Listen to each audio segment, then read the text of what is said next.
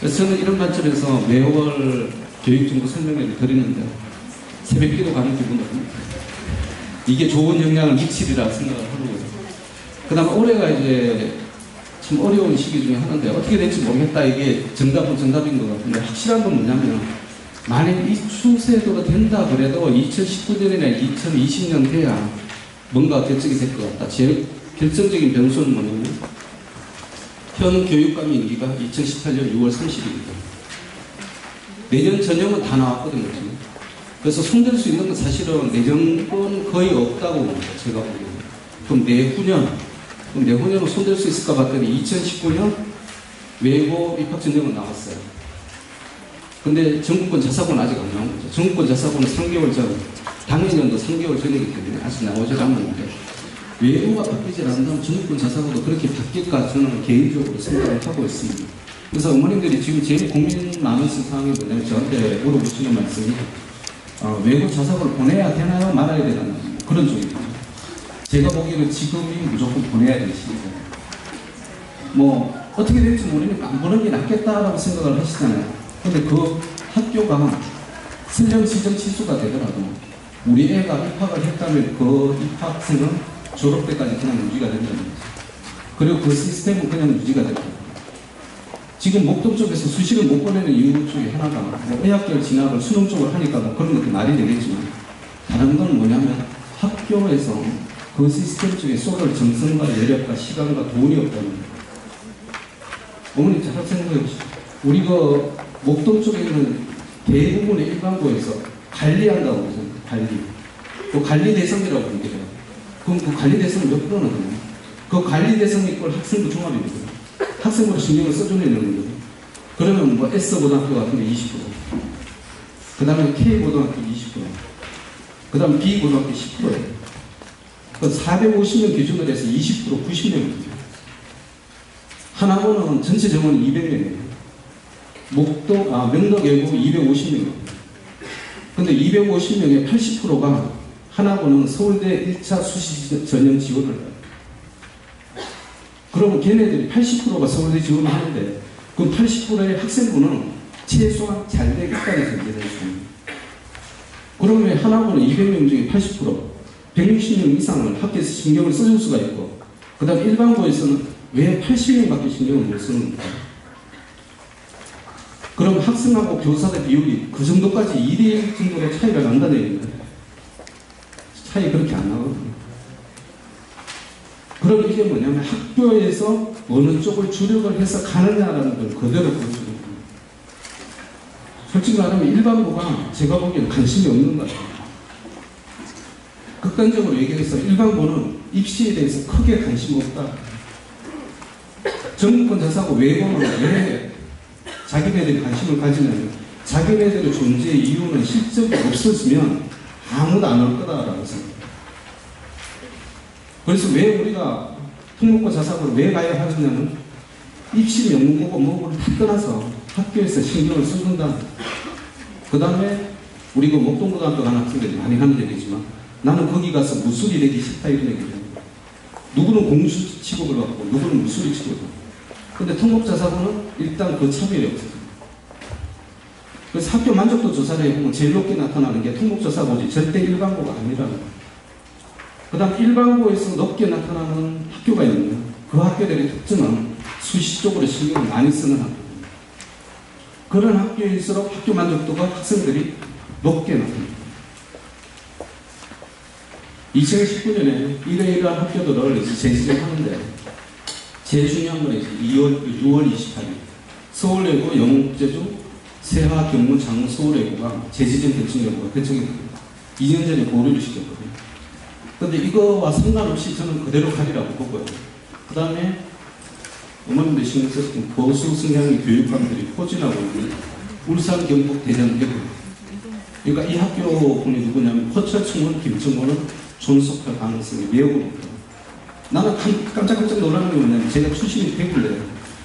박근혜 막 이렇게 우리가 탄핵하고 막 난리가 났었잖아요. 그래서 저는 막 그 얘기를 들었어요. 아, 대구에서도 막 그러면 이제 박근혜 지지파가 거의 없어졌겠다 이렇게 생각을 했어요. 그랬더니 의외예요. 제 친구 하나가 문자가 탁 오는데 보수 누구누구를 찍어야 돼. 막 그러면서 그러더라고요. 진짜 그랬대. 아직 대구는 그래. 막 그래. 대구는 그럴 것 같아요. 포철청국 김천고는 제가 보기에는 전속이 되는 거예요. 그러면 딴 학교는 전속을 못하나? 어머님 생각해보세요. 민사고가 2001년도부터 학교 만들어가지고 계속 지금까지 했어요. 돈 많이 쏟아부었잖아요. 강원대 명문고등학교가 있나요? 서울대 신림동 공천동인가 주소지가 어딘지는 제가 모르겠지만 거기 강원도에서 직접 투자를 해서 기숙사를 지어놓은 있습니다. 강원도 학사를 지어놨어요. 그 돈이 수십억이 들어갔어요. 자격 조건이 뭐냐면 서울의 명문대학 일단 입학을 한 학생들이에요. 서울대는 무조건 들어가는 거예요. 그게 뭐냐면 지역에 있는 학교일수록 명문대에 대한 갈망이 강하다는 거예요. 근데 민사고가 서울대에 오래 많이 가잖아요. 근데 그렇게 어렵게 키워놨던 명문고를 자기 손으로 스스로 없앤다는 것은 교육감이 정치적 성향하고는 완전히 별개로 가는 거예요. 강원도 교육감, 그 다음에 성산고가 있는 전북도 교육감이 굉장히 진보적이었습니다. 근데 그럼에도 불구하고 그 지역에서는 명문고에 대한 갈망이 강하다는 거예요.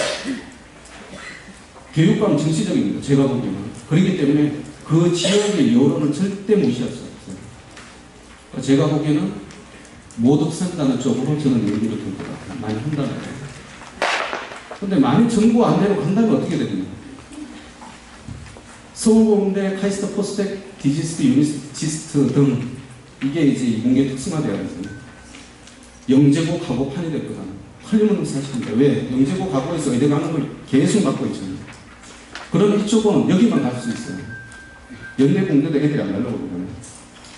그럼 다른 쪽 의학계열과 그다음 서울공대를 제한 나머지 자연계열 그럼 이쪽은 누구 판이 되느냐? 청운, 포철, 김천판이 됩니다.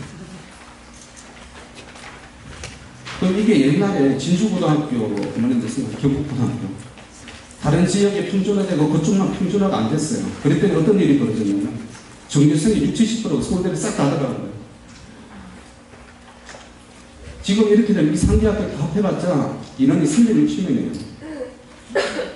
전국 선발을 보면 360명밖에 안 됩니다.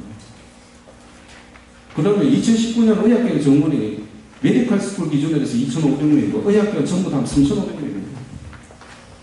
그럼 얘네들은 70~80%에서 이광규인데 얘네들 마음먹으면 의학계가 다 들어가는 거예요. 옛날에 비평준화 명문고보다 이게 학업 효과가 더 커집니다. 그 다음 교육특고고등학교 내신 이동거 이렇게 말했죠. 자, 2019년도 외국제고 전형을 이제 말씀드리자면 이게 교육 매뉴얼로 지금 나와 있는 상황인데 예전에는 3학년 영어 절대평가라고 하죠. 근데 이제 2, 3학년은 영어를 절대평가로 가서 그럼 동점 시에 어떻게 되느냐 3학년, 2학년, 2학년 이렇게 국어, 사회 순으로 절대평가를 하죠. 그러니까 이제 영어, 국어, 사회 이게 왜 나오냐면 분위기가 외국 쪽에서 보니까 심상치 않은 거예요. 계속 폐지하자는 말이 계속 나오니까 타협을 중간에서 본 거예요. 그럼 우리가 상대평가하지 않을게 그 대신에 반영 과목을 넓혀주세요. 그래서 국어, 사회로 하죠. 그러니까 지금 2학년 어머님들 중에서 혹시나 외국제고 생각을 하신다면 영어, 국어, 사회를 같이 어머님들이 시기를 써주셔야 되겠다. 대원외고 개설 강좌를 제가 말씀을 드리겠습니다. 이게 왜인지 이게 아킬레스건인데요. 아킬레스건인데 이게 잘못 이해가 되면 대원외고에서 이공계열 엄청 많이 갈 수도 있겠다는 생각입니다. 왜 그러냐면 앞으로 이제 2015년 교육발전 개정에 의해서 제일 중요한 건 진로 선택, 심화 선택이거든요. 그러면 그 학교에서 진로 심화에 대한 과목 개설이 잘 되어 있느냐 여부가 학교 프로파일링 점수를 좌지우지할 가능성이 없습니다. 그럴 때 여기 보면 사회과학으로 세상 읽기 이런 거 제가 이해가 되는데 수학자와 철학자 사이 그다음 AP 칼큘러스 수학 탐구 그 다음에 사회현상과 철학 이거는 이해가 되는데 과학 실험 토익 교실 이런 것들이 많이 확대된다는 거예요. 대원에는 전통적으로 수학을 강조합니다. 그 얘네들은 언제든지 문고로 완전히 탈바꿈할 수 있습니다.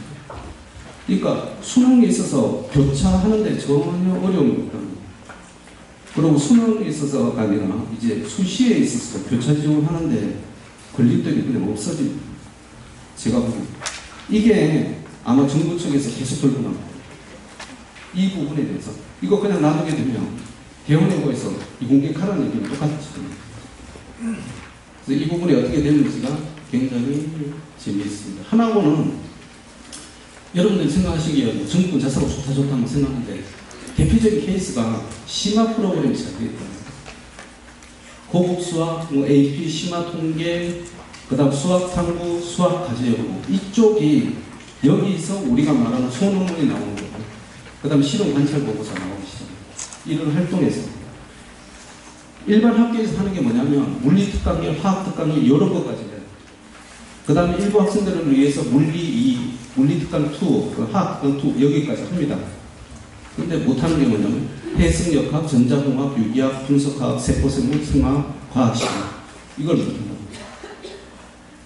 왜? 인원수가 너무 적게 됩니다. 여기 해당되는 애들 몇 명일까? 그럼 한 5명에서 10명을 위해서 우리가 가정계산을 해야 된다는 거죠. 10명이잖아. 1, 2학년 합해 10명이에요. 그럼 일반고에서 1, 2학년 총 합해서 10명을 위해서 가정계산을 할 수 있을까? 그 부분이 굉장히 의문스럽습니다. 제가 보기에는.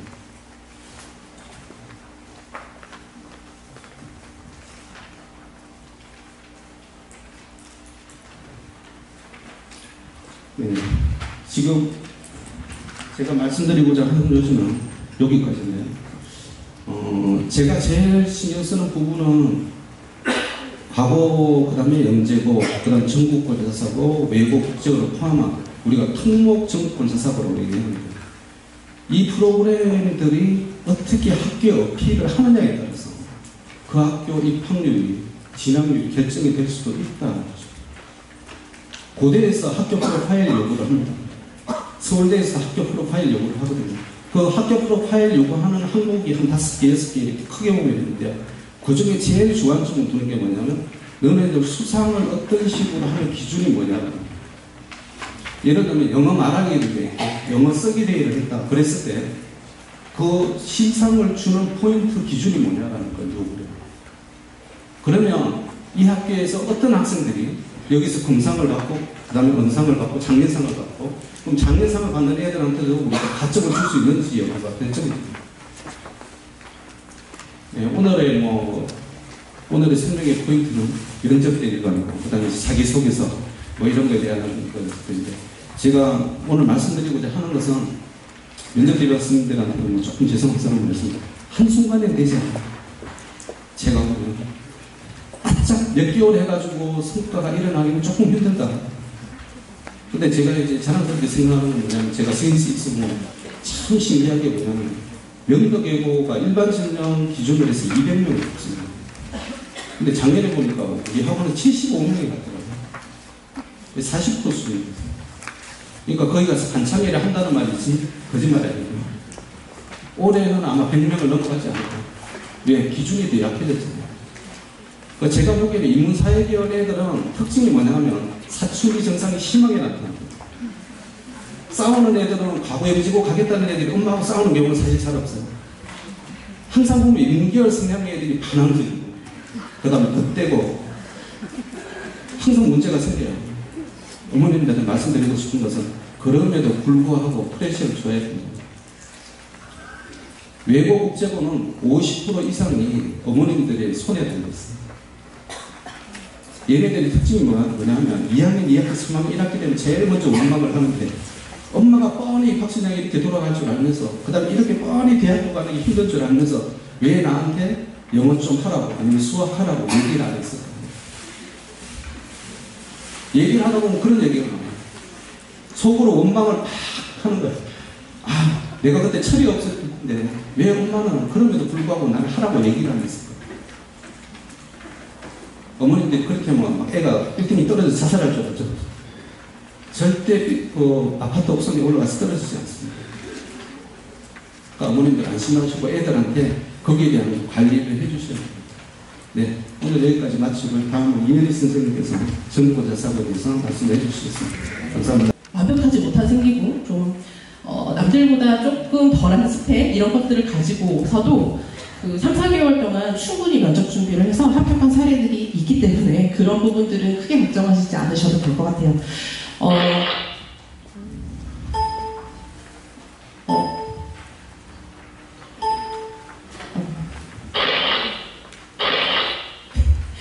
오늘 좀 그러네요. 네.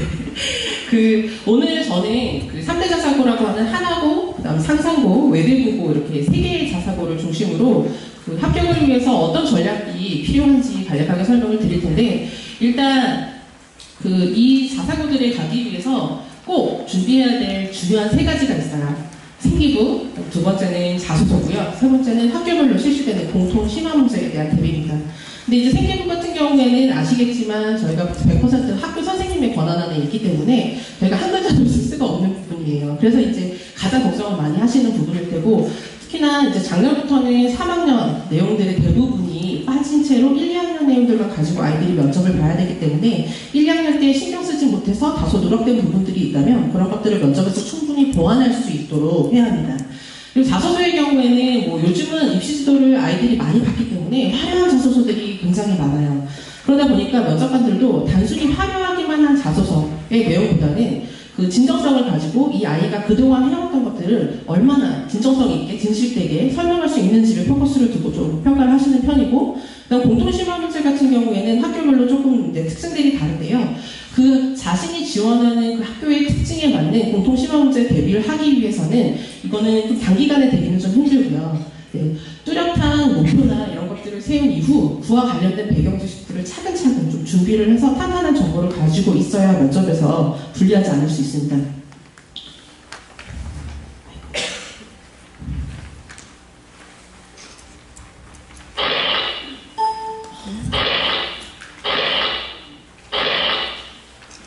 아이들이 그 자사고 입시를 준비하기 위해서는 물론 이제 우수한 학업적 능력이라든지 뛰어난 스펙 같은 것도 물론 중요하겠지만, 그와 더불어서 구체적인 꿈을 설정을 하고 그 꿈을 이루기 위한 체계적인 계획 같은 것들이 필요한데, 문제는 우리 아이들 지금 뭐 중2, 중3 정도 되는 아이들이 자신의 진로에 대해서 진지하게 고민을 하거나 하는 경우는 좀 드물어요. 물론 자신의 꿈이 아주 어렸을 때부터 구체적으로 정해져 있는 친구들도 있지만, 대부분의 아이들은 제가 너는 어떤 일을 하고 싶니? 너의 꿈이 뭐니? 라고 하면 글쎄요가 대부분이에요.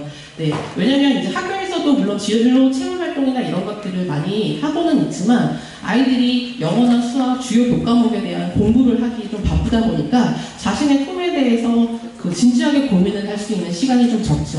그런데 자기학습 전형에서는 뚜렷한 꿈에 대해서 그 목표를 세우고 그다음에 이제 그런 것들을 이루어 나가기 위한 그런 과정들을 굉장히 중요하게 생각을 하시는데, 그러다 보니까 저희가 이제 면접 수업에서 가장 첫 번째로 그 아이들과 함께 만들어가는 부분들이 진로에 대한 설정이에요. 생기부나 자소서나 공통심화 문제에 대한 대비의 가장 기본적인 것들을 면접 대비 수업에서 저희가 이루어 나가는데요. 먼저 그래서 첫 번째 시간에는 저희가 이 아이가 지원하고자 하는 학교의 특징에 맞춰서, 인재상에 맞춰서 지금 현재 이 아이가 생각하고 있는 진로가 제대로 설정이 되어 있는지부터 검토를 하고요. 그 다음 이 아이가 갖고 있는 생기부 내용, 그 다음 그동안에 해왔던 활동들을 전체적으로 분석을 해서 지원하는 학교의 특징에 맞춰서 목표를 말 그대로 설정하게 됩니다.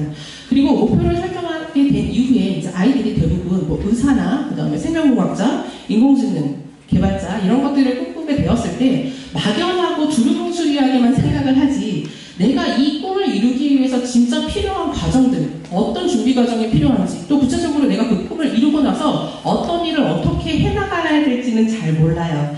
그래서 저희가 면접 대비 수업을 통해서 아이가 설정한 진로나 꿈에 맞춰서 어떤 정보들을, 어떤 자료들을 어떻게 찾아서 그런 것들을 면접에서 적극적으로 활용을 해서 최종 합격까지 할 수 있는지에 대해서 이제 수업이 이루어지게 됩니다. 어머니들이 가장 많이 궁금해하시는 부분이 생기부가 아닐까 싶어요. 네, 이 생기부의 경우에는 사실 제가 1년이면 100개에서 150개 정도의 생기부를 매년 검토를 하는데, 이 생기부는 학교별로 굉장히 차이가 많이 나요. 네, 알고 계시겠지만 국제신 같은 경우에는 분량도 많을 뿐만 아니라 그 세부 특기라든지 창의 체험 활동, 특히 담임 선생님의 종합 의견란 같은 경우에 굉장히 세세하게 구분이 되어 구분이 되어서 이제 서술이 되어 있는데 대부분의 일반 중학교에서는 그 생기부의 중요성을 좀 무시하는 경향도 없지 않아 있어요. 그러다 보니까 좀 한 줄 혹은 반줄, 많이 써야 두 줄, 그 다음에 아이의 특징이 전혀 드러나지 않는 생기부들이 대부분이었습니다. 그런데 이제 최근에는 아무래도 생기부의 이런 중요성을 많이 알고 아시고 목동권 학교뿐만 아니라 비목동권 학교에서도 그런 생기부 내용들을 좀 자세하게 서술해 주시는 그런 경향들이 많이 보여요. 생기부 같은 경우에는 이제 아이들의 개인 자료이다 보니까 제가 그대로는 보여드릴 수 없어서 일부 편집을 통해서 좀 비교를 해봤는데요. 그 A와 B를 이렇게 딱 보시면 차이가 있죠. 네. 그래서 대부분의 학교들이 뭐 창의체험 활동 같은 경우도 그렇지만 교과목들에 대한 이 아이의 활동 내용들을 그 적는 세부 능력 및 특기 사항에도 두 줄 이상, 일반 중학교에서는 두 줄 이상 있는 경우가 거의 드물어요. 그렇지만 신경을 써서 잘 써주시는 경우에는 뭐 예를 들어서 국어나 영어, 사회 이런 주요 교과목의 세부 특기만 한 페이지 이상이 넘어가는 경우도 있어요. 그래서 창의체험 활동 부분에는 대부분 동아리와 관련된 활동들이 들어가게 되는데 그 동아리 활동에서도 이제 이 A라는 학생이 예를 들어 학생 자치 법정 동아리 활동을 했다라고 하면 A에서는 단순히 이 학생이 어떤 동아리 활동을 했는지만 확인이 가능하다면 B의 사례를 보시면 이 학생이 동아리 활동을 하면서 판사로서의 자질이나 책임 의식들을 어떻게 키워갔는지가 보이지 못하네. 네. 그래서 이제 저런 식으로 구체적으로 써주면 만약에 법조계 쪽에 꿈을 갖고 있는 아이라면 B 정도의 사례면 정말 면접관들이 끄덕끄덕 할 수 있을 정도 내용이 될 수 있겠죠. 그 다음에 세부 능력 및 특기사항 같은 경우 특히나 아이가 꿈꾸고 있는 진로와 관련된 과목에 있어서 구체적인 서술이 있으면 참 좋은데요. 네. 대부분 교과목에서 편리하게 써주시는 경우가 많아요. 수업에 뭐 성실하게 참여를 한다든지 과제를 잘해온다든지 그냥 수업 태도가 좋다든지 이런 것들이 대부분이라면 구체적으로 써주시는 분들은 뭐 수학, 그다음 영어, 그다음 아이의 진로나 관심 분야에 관련된 내용들을 구체적으로 써주시긴 하는데 지금 뒤에 사례는 제가 이제 수학의 사례를 가지고 왔는데 그 수학하는 능력이 뛰어나고 도전정신이 강하고 난이도가 높은 문제를 끈기를 갖고 논리적으로 해결하고 특히 확률과 통계 부분에서 분산과 표준 편차의 의미를 잘 이해하고 있다. 이런 식으로 서술이 되면 그 빅데이터 분석가 같은 꿈을 꾸는 친구들에게는 이 세부 특기 사항의 내용이 굉장히 좋겠죠. 네. 그리고 이제 마지막으로 어머님들이 가장 걱정이 많으신 부분이 담임 선생님의 종합 의견이에요. 물론 이제 1, 2학년 그 종합 의견 정도만 반영이 되긴 하겠지만 그 핵심 인성이라고 해서 저희가 이제 자소서에도 항목이 있는데요. 뭐 배려, 나눔, 타협, 그러니까 갈등 관리 이런 것들이 이제 카테고리들이 있어요. 그래서 잘 써주시는 분의 경우에는 그런 카테고리별로 아이들의 구체적인 사례를 넣어주는 거죠. 학교에서 이 아이가 학생들을, 친구들을 어떻게 도와가면서 나눔이나 배려를 실천했는지 이런 내용들이 구체적으로 들어가게 됩니다. 이 생계부는 다시 말씀드리지만 안타깝게도 이제 학교 선생님들의 권한에 있기 때문에 이게 저희가 마음대로 내용을 집어넣거나 할 수가 없어요. 그래서 이제 걱정이 많으실 건데 제가 이제 수업을 하면서도 아이들에게 그 생계부 내용에 대해서 학교 선생님들과 어떤 식으로 소통을 하고 그다음 어떻게 교류를 하면서 그 내용들을 너희가 면접에 유리할 수 있는 내용들을 만들어가야 되는지를 피드백을 해주는데 문제는 중2, 중3 아이들 같은 경우 특히 이제 우리나라 학생들 같은 경우에는 선생님들과 소통을 하면서 이런 내용들을 만들어가는 것 자체를 굉장히 부담스러워하고 좀 창피해하고 이래요. 심지어는 이제 이런 부분들에 대해서 어머님들이 걱정이 많으시다 보니까 학교에 방문 상담을 하실 때 선생님들에게 부탁을 드리시거나 하는데 그것조차도 어머니가 학교에 오는 것조차도 싫어하는 학생들이 많고 특히 남학생들이 그런 걸 굉장히 싫어해요. 네. 하지만 이제 수업 시간에 그 1, 2학년 때 조금 부족한 부분들이 있다면 그런 것들을 창의체험이나 독서활동 같은 경우에는 자신이 지원하는 학교의 특징에 맞춰서 어떤 식으로 보완이 되어야 되는지도 수업 시간에 모두 피드백을 하고 있습니다. 다음으로는 제가 이제 학교별로 제가 기출문제 하고요. 그 다음에 실제 제가 지도했던 학생들이 부족한 부분들을 수업 시간에 어떻게 피드백을 받아서 최종적으로 합격하게 됐는지를 좀 설명을 드릴게요.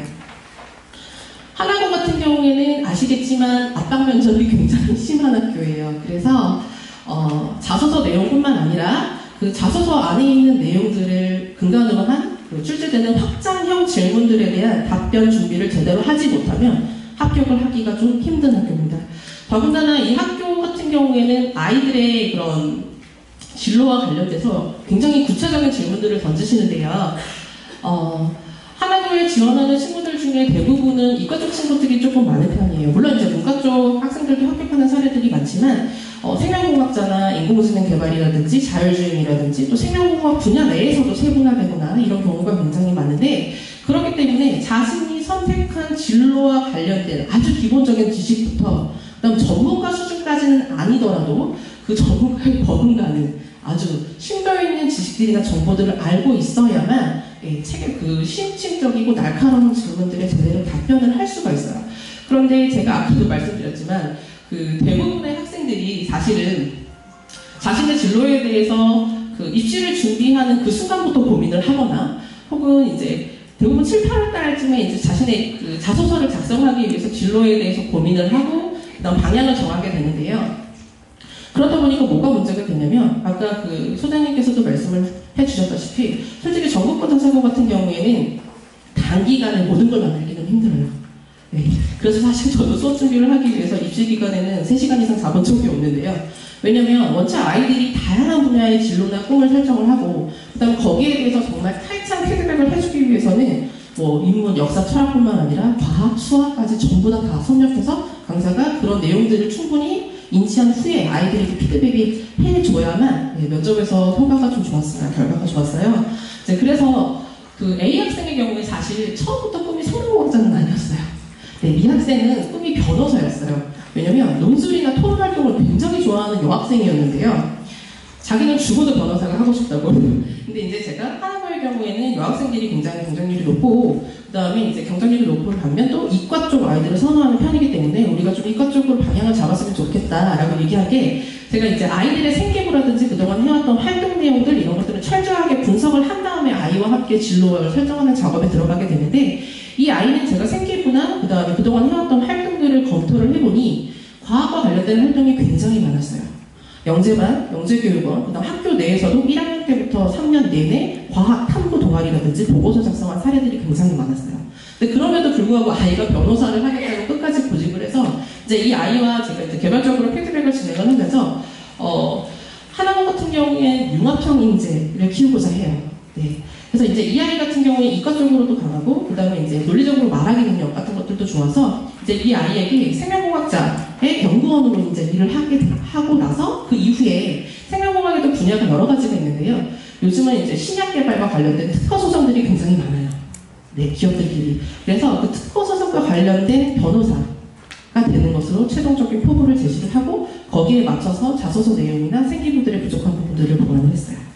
네. 특히 이제 생계부의 독서 활동이 이 녀석이 이과 쪽 책에 너무 많이 중점을 두고 책들이 서술이 돼 있어서 그 철학이나 역사나 이제 문학과 관련된 책들 부족한 부분들을 3학년 때 조금 더 보완을 하고, 그 다음에 이제 이 학생이 과학적 활동은 많았으나 생명공학에 대해서는 자세히 알지는 못해서 이제 다큐멘터리 그리고 과학 잡지, 논문 같은 것들을 참고해서 하나고에서 나올 만한 예상 질문들을 대비한 답변 작업을 했어요. 그래서 최종적으로 합격을 했습니다. 그 다음 B학생의 경우에는 이제 문과 쪽 꿈을 갖고 있던 여학생이었는데요. 네. 문과 쪽 꿈을 가진 학생들의 경우에는 아무래도 좀 힘든 면이 없지 않아 있어요. 근데 이제 이 학생은 사실은 성적도 최상위권은 아니었어요. 네. 학교 내에서 최상위권도 아니었고, 다만 이제 생계부 같은 경우에는 선생님들이 굉장히 디테일하고 구체적으로 잘 적어주신 편이었고, 이 학생은 특이한 점이 초등학교 때부터 역사 박물관들을 다 돌아다니면서, 전국에 있는 역사 박물관들을 어머님과 함께 돌아다니면서 도슨트 활동을 꾸준히 했던 학생이었어요. 네, 그래서 이 학생은 솔직히 처음에 하나고를 가겠다고 했을 때 제가 이제 생계부나 이런 것들을 보고 조금 불안한 요소들이 많긴 했어요.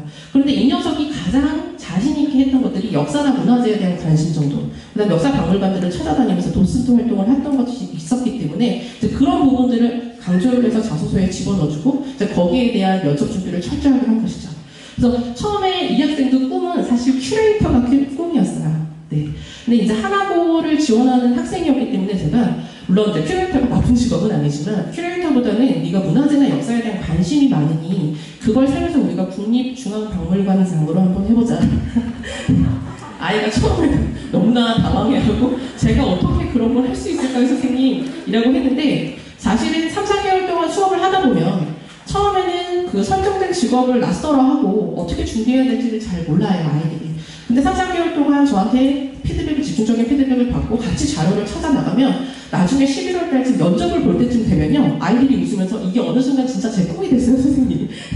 네. 그래서 실제로 고등학교에 가서도 그쪽으로 쭉 밀고 나가서 대학도 관련된 학과를 진학하고 그 꿈을 이루기 위해서 지금도 노력하고 있는 친구들도 굉장히 많아요.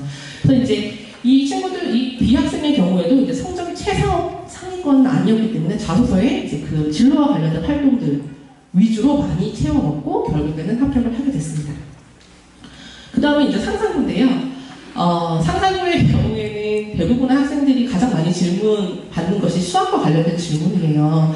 그러다 보니까 이제 수학을 자신이 평소에, 그러니까 우리 아이들이 수학 공부는 정말 많이 하거든요. 네. 근데 막상 너 수학 공부 어떻게 하니? 너 수학 잘하니? 수학 얼마나 하니? 라고 질문을 던졌을 때 제대로 대답하는 녀석은 한 명도 없어요. 네. 그 상상고를 지원하는 녀석들은 대부분 남학생들의 경우에는 이제 좀 수학을 어느 정도 한다, 이런 학생들이 많고, 그 다음에 이제 수학뿐만 아니라 과학에도 소질을 많이 가지고 있는 친구들이 있는데, 그러다 보니까 그 이과 쪽 친구들이 많죠.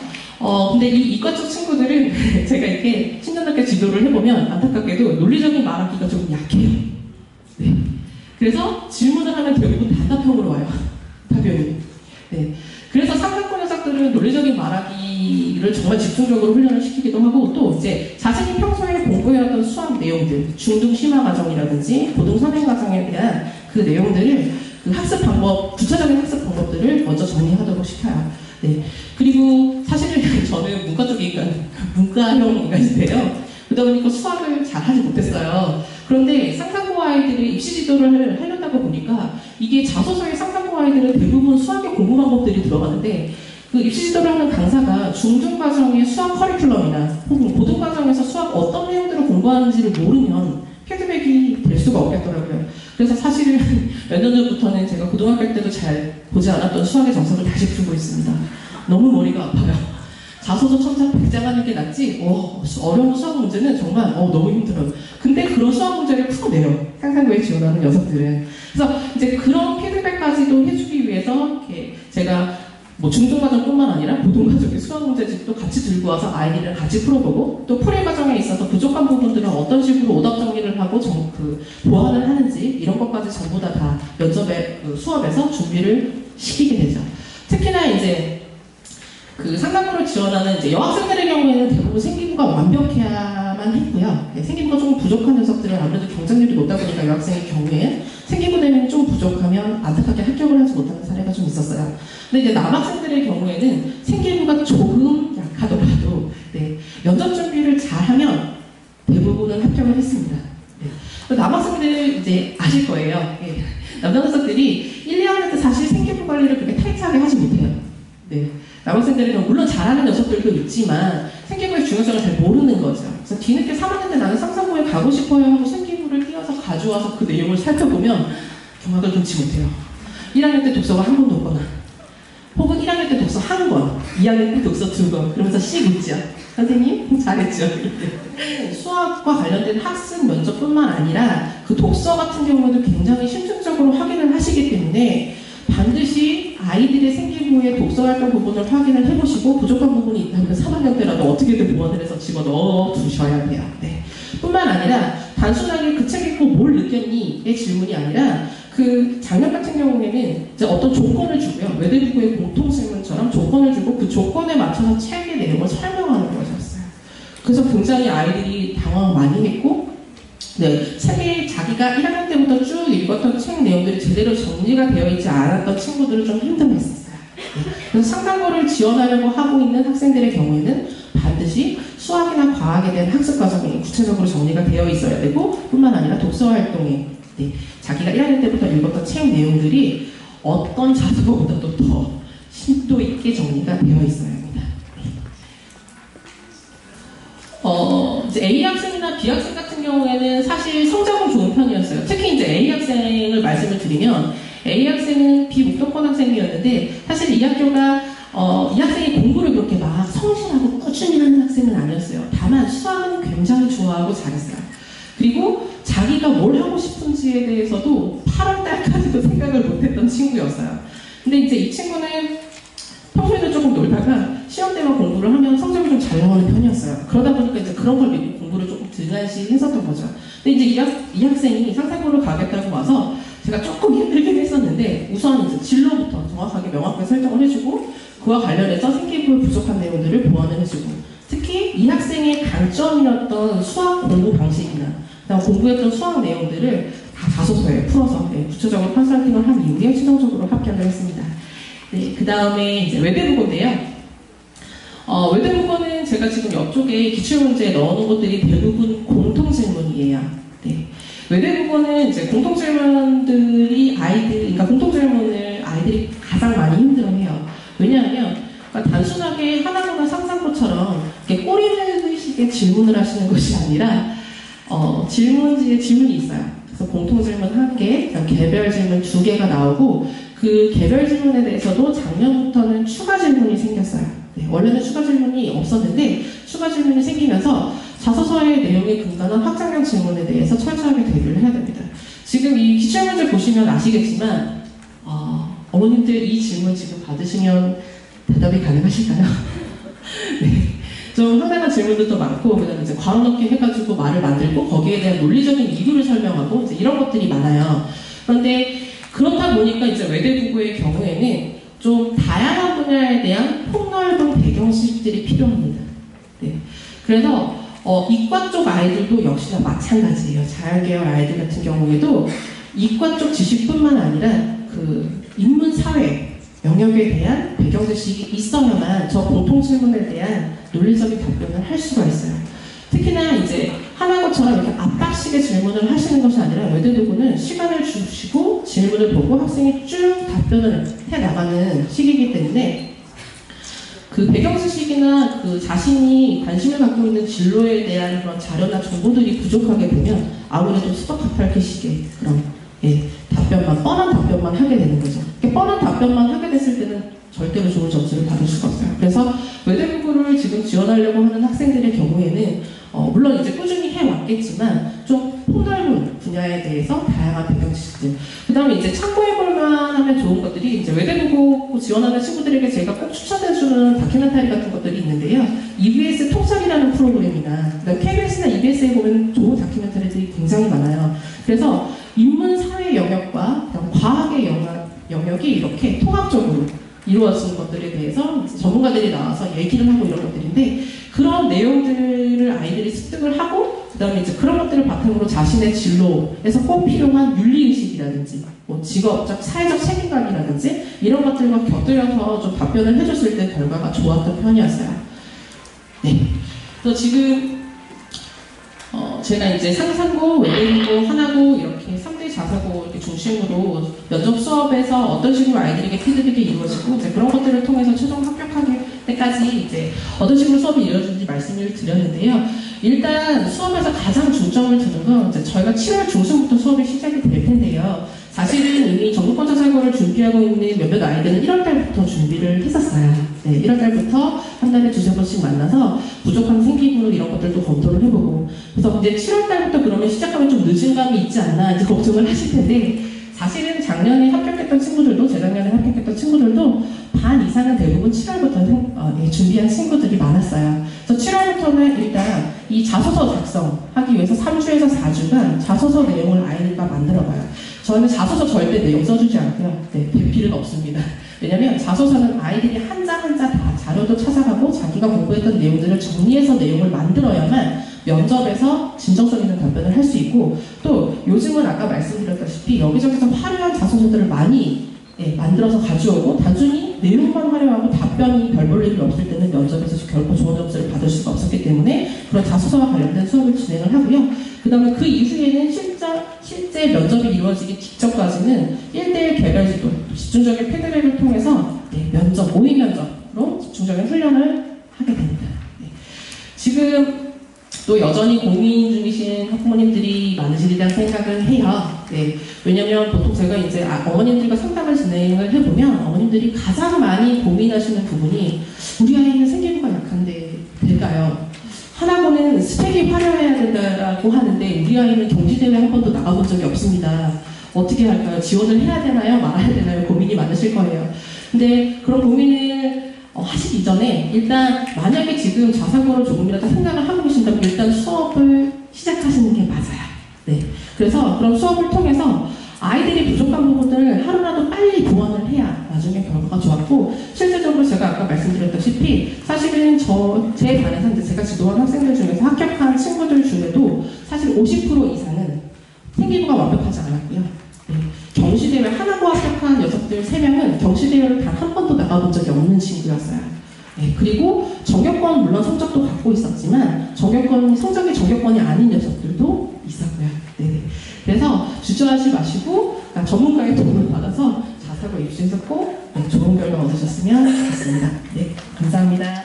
어머님들한테 이런 어렵고 복잡한 입시에 대해서 잘 설명을 드릴 수 있을까에 대해서 매년 아이디어를 고민을 합니다. 그래서 작년에는 제가 해드릴 수 있는 일과 해드릴 수 없는 일로 설명을 드렸다면 올해는 공통점과 차이점으로 설명을 드릴게요. 그래서 공통점 같은 경우는 재작년, 작년 이어서 외국국제고 입시에서 계속 보여왔었던 흐름, 그리고 차이점은 재작년과 작년에 조금 궤를 달리했었던 부분, 이렇게 나눠가지고 설명을 드리도록 하겠습니다. 네.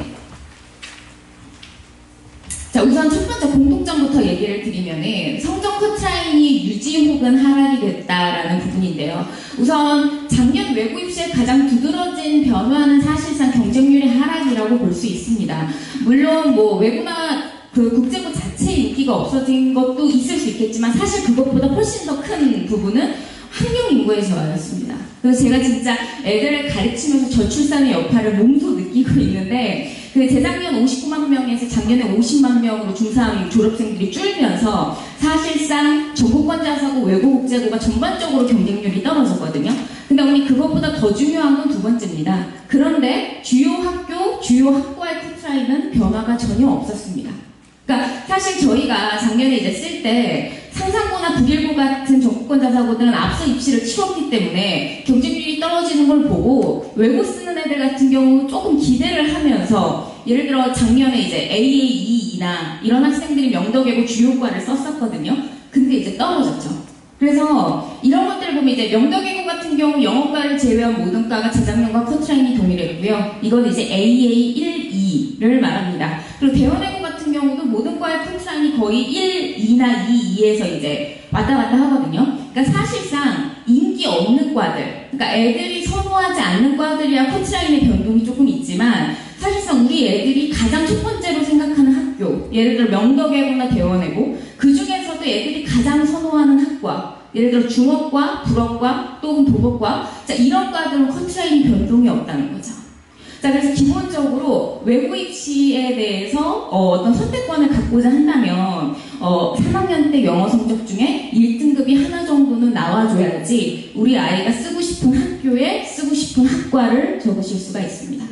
그래서 여기 지금 혹시 1, 2학년 어머님들도 계실 수 있으니까 이게 AA1, 2가 어떤 걸 의미하는지 잠깐 설명을 드리면, AA는 절대평가이기 때문에 영어 성적에서 90점 이상이면 받으실 수가 있는데요. 3학년 이제 넘어오면은 상대평가로 적용이 되기 때문에 4% 안에 드는 학생들이 1등급이고 이제 11%가 2등급입니다. 근데 이제 내년부터는 상대평가가 없어지기 때문에 사실상 올해 중3들이 이제 상대평가, 영어 상대평가 적용의 마지막 세대라고 보시면 될 것 같아요.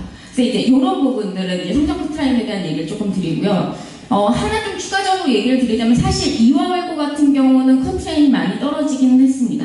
작년에 이화외고 도곡과 같은 경우는 AA 2, 3도 붙었습니다.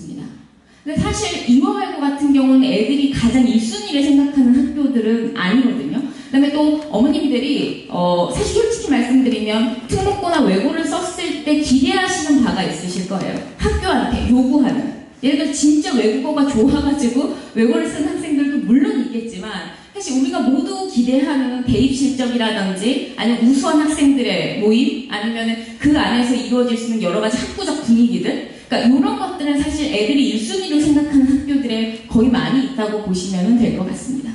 그래서 성적 커트라인 부분은 이런 부분이 있다라는 걸 알고 계시면 될 것 같고요. 그 다음 죄송합니다.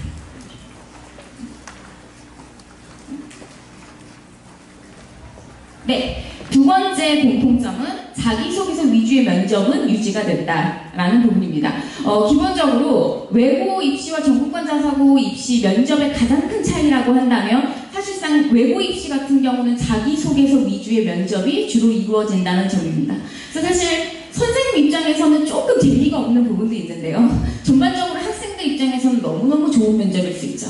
그러니까 예를 들어 명덕과 대형 모두 공통 질문을 낸다거나 아니면 시사 관련된 심화 질문을 낸다거나 하지 않고 대부분의 질문이 자기소개서 기반으로 한 질문들이 나옵니다.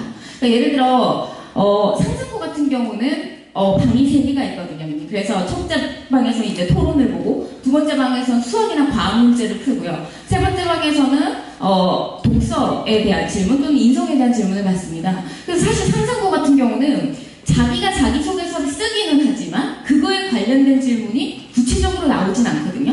예를 들어 두 번째 방에서 양념 정도로 들어간다거나 아니면 이제 세 번째 방에서 양념 정도로 들어가는 수준인데 외고나 국제고 같은 경우는 무조건 자기소개서에서 다 질문을 내시고요. 거기다가 너무 감사한 거는 영역마다 모두 고루고루 질문을 내주십니다. 이것도 전국권 자사고가 굉장히 큰 차이인데 예를 들어 전국권 자사고는 그 자기소개서 구성을 보시면 이제 자기주도 학습, 지원 동기 및 입학 활동 계획, 그다음에 졸업 포진력이 인성 영역해서 4가지 항목, 크게는 4가지 항목의 1,500자 구성으로 이루어지고 이거는 전국권 자사고도 마찬가지인데 대부분 전국권 자사고들은 진로 직업에 관련된 심도 깊은 질문을 많이 낸다거나 아니면 이제 자주학에 관련된 질문을 거의 대부분 많이 내시거든요. 근데 이제 외고 같은 경우는 영역별로 무조건 한두 문제씩 꼭 내주세요. 그래서 사실상 면접 자체가 조금 아이들 입장에서는 안정적으로 치러질 수 있는 근데 이건 거꾸로 얘기하면 어떤 뜻이냐면 자기소개서가 사실상 전국권 자사고보다 좀 더 중요할 수도 있다는 뜻입니다. 왜냐하면 문제 자체를 자기소개서에서만 내시니까 예를 들어 이렇게 얘기하거든요. 생기부에서 독서 같은 것도 거의 안 나오세요. 그러니까 이건 그냥 참고 자료로 받는 거고 정말 그 7분이라든지 10분 정도의 면접 시간 동안 자기소개서 내에서만 질문을 내시기 때문에 외려 이제 자기소개서가 조금 더 중요하게 작용할 수 있다라고 말씀을 드립니다.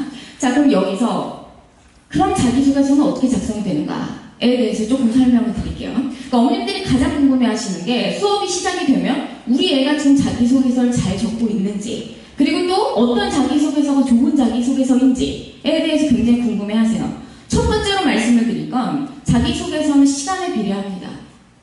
그러니까 갑자기 어느 날 초안 자체가 너무 좋거나 그런 경우는 있을 수가 없어요.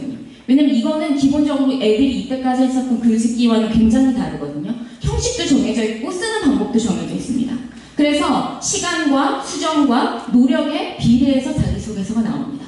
근데 중요한 건 뭐냐면 수정을 거듭하고 노력을 해서 고쳐지면 무조건 좋아져요. 예를 들어 우리 애가 진짜 글을 못 쓰는데 이거 진짜 괜찮을까? 걱정하실 거 없어요. 4개월 동안 본인이 노력하고 수정을 하면 충분히 좋아질 수 있거든요. 예시를 조금 보여드릴게요.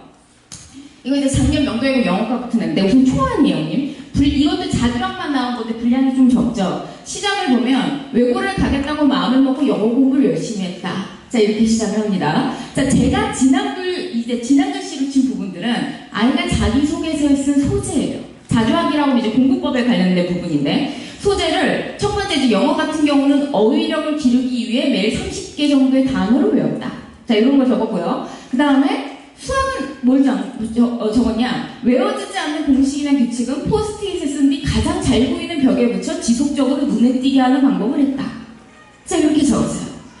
이게 나쁘지 않아요, 님. 그냥 이렇게 적었구나. 뭐 이거 자체가 이상하다고는 그러진 않거든요. 자, 근데 시간이 지납니다. 수정을 그러니까 본인이 치열하게 나랑 같이 막 수정을 하게 되면 언님, 자, 2차는 벌써 분량이 길어지죠. 첫 부분부터도 바뀌어요.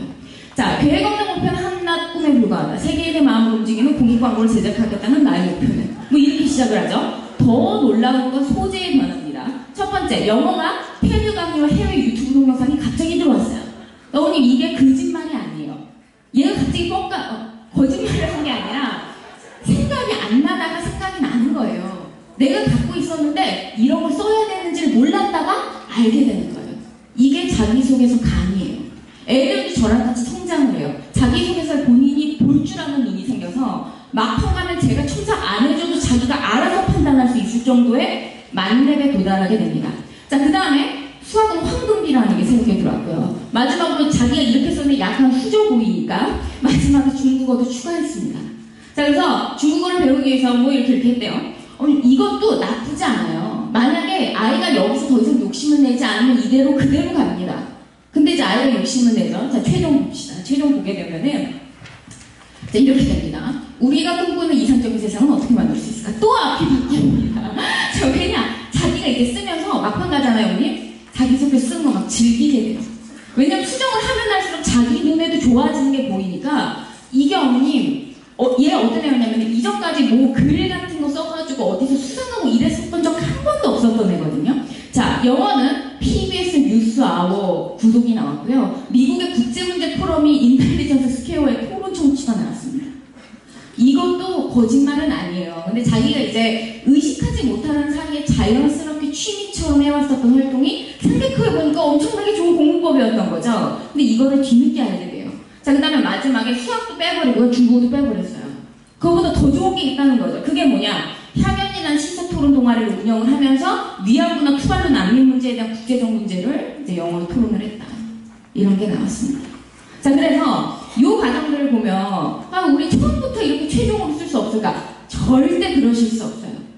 왜냐면 이런 순차적 과정을 밟아야지 좋은 자기소개서가 나옵니다. 그래서 이런 식으로 이제 자기소개서 작성이 4개월 동안 수정과 수정의 작업을 거쳐서 이루어지게 된다는 점, 네, 미리 말씀을 드리고요.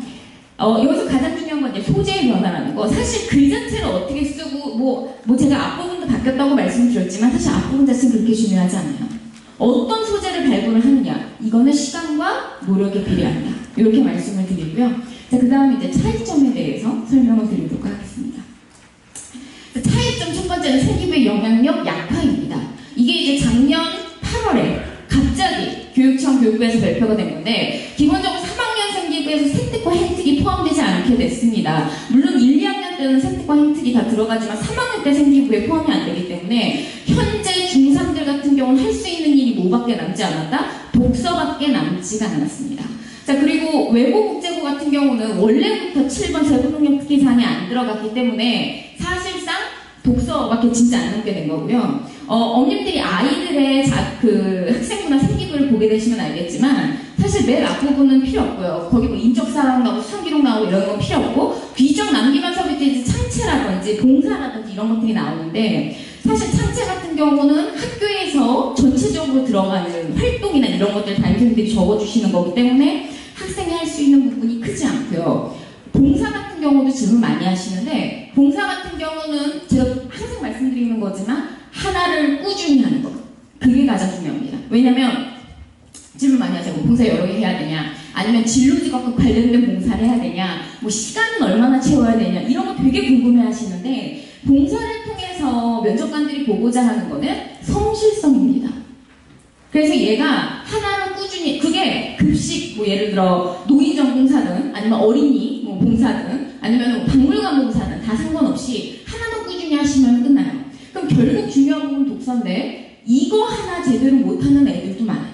독서만 챙기면 되는데 사실상 독서 같은 경우는 또 어때요, 언니? 본인이 읽고 제출하면 돼요. 예를 들어 생기부 중에 생기부 항목 중에서도 가장 학생의 영향력이 많이 미칠 수 있는 항목이에요. 근데 이걸 안 한다는 건 결국 뭐다? 첫 번째, 입시를 쉽게 보거나 두 번째, 본인이 진짜 의지가 없거나 뭐 이것밖에 안 돼요. 그래서 독서 같은 경우는 3학년들 같은 경우는 1, 2학기 합쳐서 10권 정도면 충분하고요. 10권까지 안 되고 한 4, 7권 정도나 아니면 7, 8권 정도도 괜찮아요. 왜냐면 요즘은 그래도 선생님들이 예전엔 진짜 저자 제목 등을 읽고 많은 것을 느낀 이렇게 써주시는 선생님들 진짜 많았는데 그래도 요즘은 건당 코멘트를 좀 달아주시는 추세인 것 같더라고요. 목동권이든 비목동권이든. 예를 들어 건당 코멘트가 한 줄 이상 들어간다고 치면 그렇게 되면 7권, 8권 정도도 충분하세요. 왜? 외고 입시니까. 그러니까 외고 국제고는 솔직히 말씀드릴게요. 독서에서 질문이 거의 나오지는 않습니다. 그러니까 이거는 뭐냐면 사실상 예의예요, 예의. 그러니까 내가 너무 적어 보이지만 않으면 되는 거죠. 예를 들어 상상고 같은 경우는 독서방 따로 있어요. 하나고 같은 경우도 잘못 걸리잖아요? 독서 질문만 하다가 면접 시간은 끝난 경우도 있었어요. 3년 전에 정의란 무엇인가 한참 열풍일 때 하나고 면접 들어갔다가 정의란 무엇인가만 가지고 선생님이랑 얘기하러 나온 남학생도 있었어요. 그러니까 그런 전공관자사고는 본인들의 자율성 면접에서 굉장히 강한데 제가 말씀드린 것처럼 외국국제고는 자소서 영역별로 하나씩 골고루 질문을 해주시기 때문에 웬만하면 독서까지 질문이 안 가거든요. 그러니까 이거는 그냥 보여주기식인데 이것도 안 채워놓는다는 건 너무 게으른 거죠. 그래서 자신이 읽은 책들 위주로 건강 코멘트를 많이 남기는 쪽으로 기록을 해주시면 되고요. 그 다음에 과목별 선생님, 이건 하나의 팁인데 과목별 선생님들한테 제출을 하면 생기부 기록 시에도 과목별로 올라가기 때문에 더 좋기는 합니다. 그러니까 예를 들어 독서를 제출을 할 때 담임 선생님한테 그냥 제출을 하게 되면 공통으로 올라가게 되는데 국어책은 국어선생님한테, 수학책은 수학선생님한테 이렇게 들어가게 되면은 그게 이제 구분이 국어, 수학, 영어 이렇게 따로 나눠지거든요. 그래서 그렇게 되면은 그냥 이거는 좀 더 많아 보이는 느낌이 드는 거죠. 같은 건당을 읽었어도. 그래서 요거는 그냥 팁으로 알고 계시면 되고요. 그래서 하나밖에 남지 않은 항목이 특히 3학년 때, 그러니까 1, 2학년 때는 당연히 생각도 챙기고 행동도 챙기셔야겠지만 3학년 같은 경우는 독서밖에 안 남았기 때문에 독서는 제대로 챙겨주셔야 된다. 이렇게 말씀을 드립니다. 그래서 생기부 이 부분은 얘기를 드렸고요. 자, 마지막으로는 면접입니다. 자, 면접 스타일이 조금 바뀌었어요.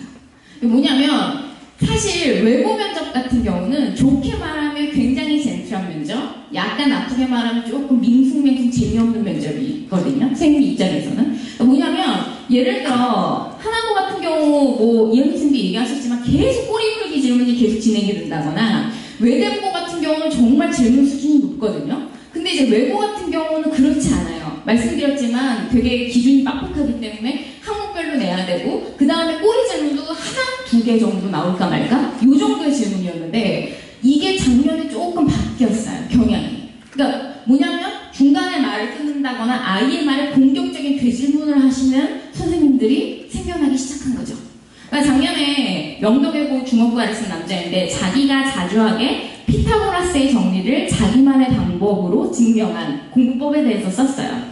그런데 이제 그거에 대해서 질문을 하면서 자꾸 그런 거 있잖아요. 그거 확실해? 뭐 너가 얘기한 거 확실한 거야? 증명할 수 있어? 내가 보기엔 그거는 2차원에서 할 수 있는 거기 때문에 3차원식으로 증명하면 안 될 것 같은데? 약간 이런 식으로 그러니까 그런 게 있었는데 이게 지금 답변을 원하는 건지 아니면 혼잣말인 건지 왜 자꾸 그거 확실해? 그거 맞니? 약간 이런 식의 질문들. 근데 맞는 거였거든요. 결론적으로 학생이 틀린 말을 한 게 아니에요. 근데 그런 식으로 되질문을 하거나 명덕 불어과가 정말 대박이었어요.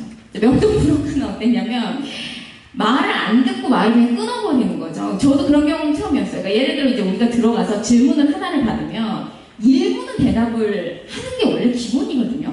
그 질문을 하는 이유 자체가 내용을 듣고 싶어서 질문하신 걸 테니까 예를 들어 아주 평범하게 본인의 수학공부법이 뭐야? 뭐 이렇게 질문을 한다고 했을 때 뭐 제 수학공부법은 뭐입니다. 그래서 저는 뭐 이걸 어떻게 이렇게 들어가야 되는데 작년에 네, 제 수학공부법은 뭐입니다. 저는 이것을 이렇게 하면서 얘기를 시작하면 됐어. 그만해. 우리가 시간이 없어서 뭐 이런 식으로 얘기를 하셨다는 거예요. 그래서 말이 다 끊기고 나와가지고 그 명덕 불어과 같은 경우는 오후반 애들은 면접이 끝나면 다 집에 가요. 근데 오전반 애들은 문제 유출 위험 때문에 다 같이 가거든요. 대기실에 있다가. 대기실에 들어갔는데 죄다 눈물바다였다는 거예요.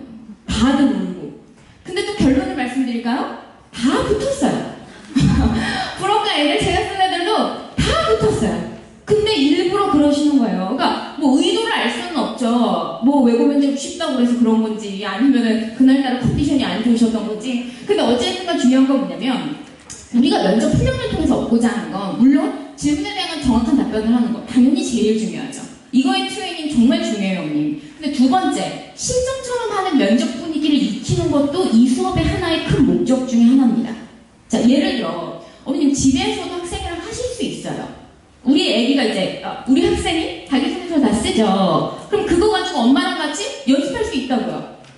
근데 중요한 거는 그렇게 해서는 절대 실전 면접에서의 분위기를 익힐 수가 없어요. 왜냐면 애들이 이런 면접하는 거 처음이잖아요. 예를 들어 예전 뭐 국제중시도 이제 뭐 다 추첨으로 바뀌었고 뭐 이런 포멀한 상황에서 아이들이 말을 하는 게 중3이 처음이란 말이에요. 그래서 지금 여기 사진 보시면 이렇게 사람이 사람 앞에 앉아 있어요. 아버지보다 나이가 많은 뭐 그런 경우들이죠. 그러면 이렇게 앉아가지고 얘기를 하는데 그런 상황에서도 굉장히 압박을 받고요. 그래서 내용 정리를 다 해갔는데도 진짜 들어가서는 어버버버버 거리거나 눈물이 막 딱 이 눈끝까지 차오르거나 이런 경우들이 있거든요. 그래서 요 두 가지를 모두 얻기 위해서 면접 트레이닝과 입시 면접 수업을 한다라고 알고 계시면 될 것 같아요.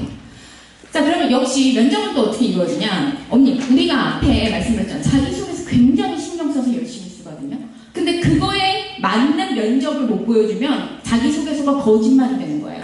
그렇게 할 바에는 자기소개서 좋게 쓸 필요도 없어요. 그렇기 때문에 자기소개서의 면접은 같이 가야 돼요. 동시에, 함께. 자, 근데 중요한 건 우선 첫 번째로 질문에 맞는 정확한 답변을 하는 게 중요한데 대부분 면접 트레이닝 처음 시작하면 질문에 대한 답변 자체가 없어요. 무응답이죠. 예를 들어 아주 그냥 간단하게 본인은 평소에 수업 공부를 어떻게 하니? 뭐 이런 거. 뭘 얘기하죠? 이런 거. 자, 근데 중요한 거는 자기소개서 초안 작성을 다 하고 시작합니다. 면접을. 그러니까 자기가 쓴 거를 물어보는데도 대답 못해요. 근데 어머님 그거는 답답한 게 아니에요. 왜냐면 어머님들도 아시겠지만 머리로 생각하는 거를 글로 옮겨 적는 거 천지차이고요. 글로 옮겨 적는 걸 입으로 말하는 거는 만배 차이입니다. 완전 달라요. 그래서 너 왜 자기소개서에 다 써놨는데 대답을 못해? 이렇게 하실 필요가 없는 거예요. 그거는 따로 준비를 해야 되거든요. 그래서 무응답이고 아니면 질문에 대한 답변은 알지만 대답이 짧죠. 그거는 남자애들이 다 그래요. 뭐, 너 평소에 수업 공부 어떻게 하니? 오답 노트 만듭니다. 그리고 저 이렇게 보죠. 그리고 되게 억울해하는 표정 지어요. 뭘 더 얘기하라는 거예요? 이렇게. 근데 거기에 붙여서 뭔가를 계속 얘기해야 되거든요. 뭐 과정을 얘기하든지 그거에 따른 결과를 얘기하든지 오답 노트 만들어서 힘들었던 점을 얘기하든지 뭐 이런 것들 얘기를 붙여서 얘기를 해줘야 되는데 안 되죠. 안 되는 이유는 첫 번째, 그걸 말해야 되는지 모르니까. 두 번째, 말해야 되는지 아는데도 입 밖으로 안 나오거나 떨려서 여러 가지 이유가 있을 수 있죠. 세 번째, 질문에 대한 답변 따르고 대답도 어느 정도 하는데 두서가 없는 장황형. 이건 여자애들이에요. 그러니까 우리가 이 수다 떠는 자리라고 생각해요. 여자애들 같은 경우는. 그래서 너 평소에 수업 공부 어떻게 했어? 그러면 저는요 이렇게 이제 거의 시작을 하죠. 저는요 사실 1학년 때는 수업이 50점도 안 나왔었거든요. 그래서 엄마는 맨날 고민을 하다가 뭐 쌤도 풀고 이러면서 줄줄줄줄 얘기해요. 자기 혼자 너무 재미있어가지고. 근데 이것도 이제 안 되죠, 당연히. 자, 왜? 외고 면접 같은 경우는 5분에서 7분의 굉장히 짧은 단타 면접입니다. 대원외고 같은 경우는 어떤 줄 아세요? 학생 들어가면 앞에 빨간색 5분짜리 시계가 떠 있어요. 그 정도는 아니거든요, 명도외고는. 그리고 지가 말 시작하는 순간 타이머 눌러주고 시간 막 가요. 그거 막 보면서 얘기를 해야 돼요. 그리고 이제 시간 다 끝나잖아요? 그럼 이제 빨리 마무리하고 나가요. 이 정도로 단타 면접이에요. 그리고 명도외고도 아까 말씀드렸죠? 말을 막 끊는다니까요. 우리 애 말을 그렇게 차분하게 들어주시지 않아요. 자, 그러면 대답은 간결하지만 임팩트 있게 할 수 있는 여러 가지 훈련들이 필요하다는 거고, 여기서 제가 말씀드리고 싶은 거는 면접 수업은 기본적으로 머리를 깨우는 작업. 자기소개서도 저는 마찬가지라고 생각하는데요. 어머님 자기소개서 글짓기 수업 아닙니다. 놀 수업도 아니고요. 면접 수업은 특히 스피치 수업 아니에요. 이거 아나운서 수업 같은 게 아니라는 거죠. 이게 무슨 말이냐면 선생님 우리 애가 너무 목소리가 작아서 왜냐면 면접관들은요 저같이 말하는 스타일 별로 안 좋아해요. 우리 면접관들은요 저같이 말하는 스타일 보잖아요? 그럼 뭔가 입만 산 것 같은데? 이런 생각하시는 분들 많아요. 특히 여자애들 저같이 피치가 높잖아요. 그럼 귀 따갑다고 생각해요. 왜요? 그래서 저는 여러 가지 방법 중에 이렇게 목소리 톤이 낮은 애들이 외려 그런 얘기도 있어요. 집중력이 좋다고. 이렇게 귀 기울여서 듣게 된다고. 이런 얘기도 할 정도예요. 그래서 이거는 어머니 뭐 큰 소리로 말한다, 표정을 어떻게 한다, 자세가 어떻다. 물론 그런 것도 얘기하겠지만 그것보다 훨씬 중요한 건 뭐다? 그 질문에 대한 답변 내용을 모두 이제 학생의 머릿속에 채우는 거에 대한 작업이 1차고요. 그 다음에 그것을 1분이나 1분 20초에 맞게 논리적으로 가공하는 것도 2차고요. 그 다음에 세 번째로 그걸 목소리로 전달시키는 것은 3차입니다. 그래서 이 과정을 필수적으로 하게끔 하는 게 면접 수업의 가장 핵심이세요. 그래서 예를 들어 엄님들 뭐 그렇게 생각하실 수 있어요. 이거를 그냥 집에서도 우리가 충분히 할 수 있지 않을까. 제가 맨날 애들한테 하는 말이 뭔지 아세요? 네 집에서 엄마 아빠 강아지 아니면 엄마 아빠 인형 이렇게 3명 놓고 100날 연습해봐. 그래도 면접 실제로 들어가면 되게 떨려. 왜냐면은 애기니까. 중3은 진짜 애기거든요. 고3만 돼도 그렇게 떨리지 않아요. 근데 중3은 진짜 애기여서 그런 걸 너무 떨어요. 그래서 최대한 실전과 가까운 면접 분위기를 내주려고 하고 동시에 자기소개서에 걸맞는 내용을 말로도 채워주려고 하고 자, 이런 작업들이 4개월 동안 이루어진다고 보시면 됩니다. 자, 그래서 기본적으로 이제 실전 체험하는 면접 트레이닝은 저희가 초안 작성이 끝나면 기초 질문부터 시작해서 심화 확장 질문까지 하는데 한마디로 줄마다 질문을 다 낸다고 생각하시면 돼요. 진짜 그렇게 하잖아요, 형님? 예상 질문 100개씩 만들 수 있어요. 저는 잠도 안 자고 맨날 그 짓만 해요. 저희 이제 문제 만드는 기계예요. 자기소개서만 보면 문제가 막 나와요. 그래서 기초 질문, 심화 질문, 확장 질문 한 번씩 돌고요. 그 다음에 이제 모의 면접과 실전 모의 면접 이외에다가 파이널 면접을 하면서 최대한 아이들이 저한테도 익숙해질까봐 저는 한 번씩 외부인 불러가지고 면접도 하거든요. 왜냐면은 또 익숙한 얼굴 앞에서는 잘해요. 근데 새로운 사람들은 또 울어. 그러니까 그렇게 해서 멘탈을 또 키워가는 거. 자, 그래서 이런 식으로 지속적인 연습을 통해서 그 상황에서 익숙해지면요, 어머님 어떻게 되냐? 실제로 면접 들어가죠? 예를 들어 실제로 면접 들어갔는데 우리가 한 번도 안 해봤었던 질문이 나옵니다. 충분히 그럴 수 있어요. 만약에 올해 면접은 외국어 국제고 입시가 어떻게 변할지 모르고요. 전국권 자사고 같은 경우는 예상 안 하시는 게 나아요. 매년 달라지거든요. 진짜 상상고도 재작년이랑 작년 질문 보시잖아요. 같은 학교 아닌 것 같아요. 형식만 똑같지 그 질문 자체는 굉장히 달라요. 근데 그런 상황 속에서도 우리가 실전 경험을 익히면은 애가 어중이 떠중이처럼 무슨 말이라도 할 수 있다는 거죠.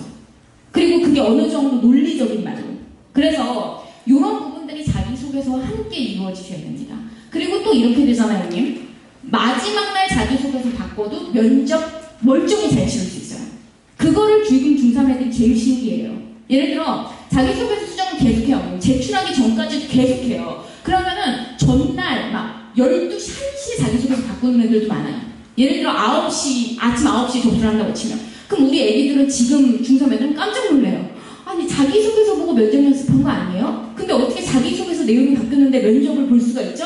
다 볼 수 있어요.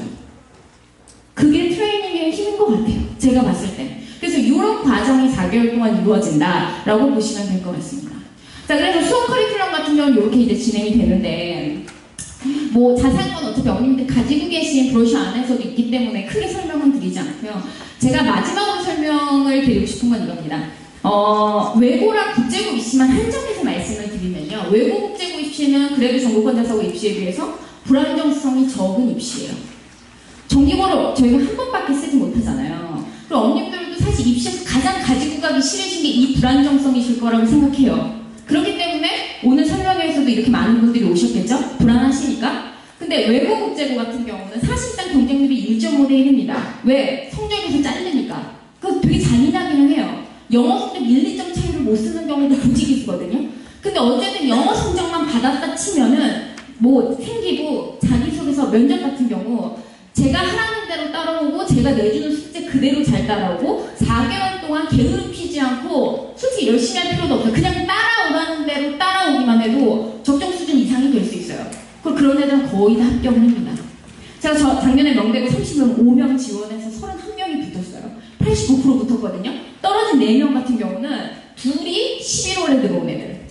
그러니까 그렇게 들어오시면 안 돼요. 한 달 남기시고 들어오는 거 솔직히 안 돼요. 그거는. 그리고 한 명은 여자였는데 정말 그런 애들도 있어요. 사실 너무 소극적인 애들. 그런 애들 있어요. 그러니까 예를 들어 처음에 이렇게 앞에 나가보고 시켜보면은 눈물밖에 안 나오는. 그래서 울지 마. 괜찮으니까 울지 마라고 해도 한 2주차, 3주차까지는 눈물밖에 안 나오는 그런 경우. 그리고 마지막에 한 명만 왜 떨어졌지? 그러니까 이해 안 되는 애는 한 명 정도밖에 없고 나머지는 붙을만 하니까 다 붙고요. 불안하다 싶으면 떨어졌어요. 그래서 이 입시 같은 경우는 어머님들이 외고, 그러니까 명도외고든 대원외고도 보내보겠다 하시면 그나마 안정적으로 치르실 수 있는 입시라는 거를 말씀을 드리면서 마치도록 하겠습니다. 네, 감사합니다. 이성학 때 애들이 입학을 할 경우 기본적으로 아이들이 과연 잘 적응할 수 있을까? 여기에 대해서 가장 큰 고민이 있을 거라 생각을 합니다.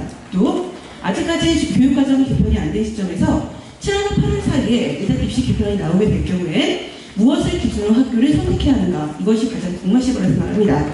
그리고 입시에서 자사고 외고를 지금 양다리로 치는 학생들이 있을 텐데 내가 어디를 지원할까? 이것도 역시 고민이 있을 거라 보고요. 그래서 지금까지 늘 제가 설명할 때 이런 부분들을 한 번도 말씀을 드린 적이 없어요.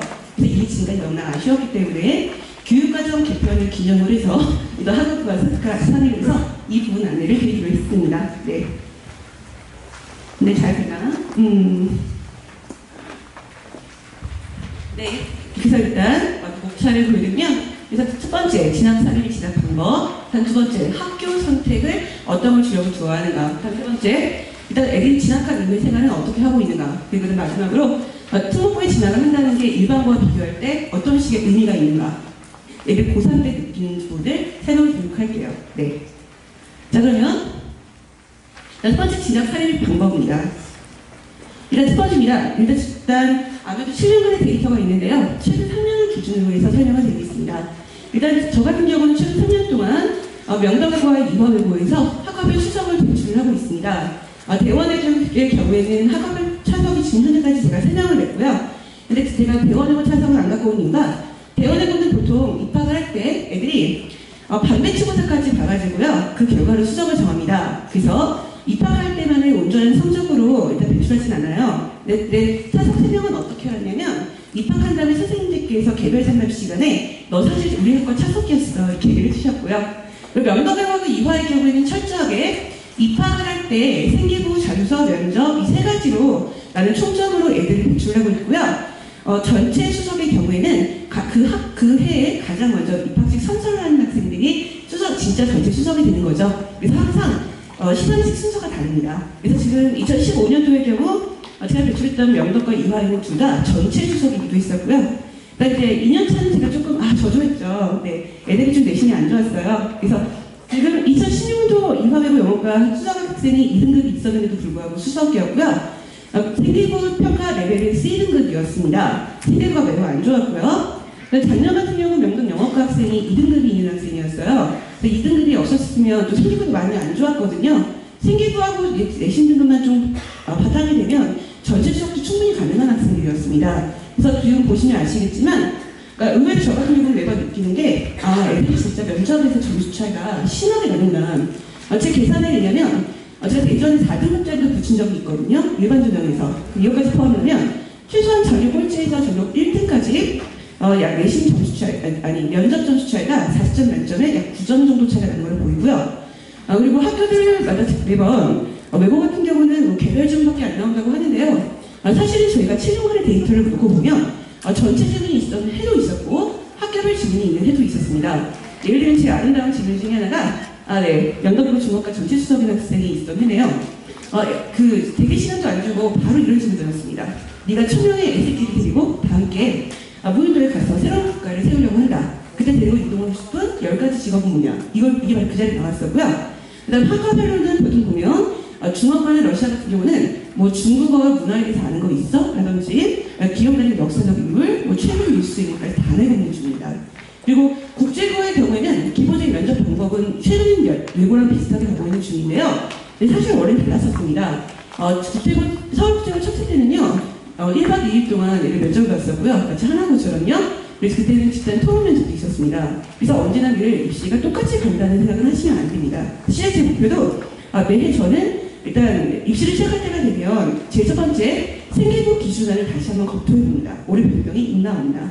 다음 두 번째 대입안을 변경을 해보고요. 일단 서성한 중경 내시 매번 올해의 내용과 내년의 내용을 매번 다시 검토해봅니다. 왜냐면 일단 특목고야말로 가장 이런 식의 입시에 가장 민감한 부분이에요. 그러니까 보통 보면 저희가 입시 결이 갑자기 변경되는 건 그게 우연의 일치가 아닙니다.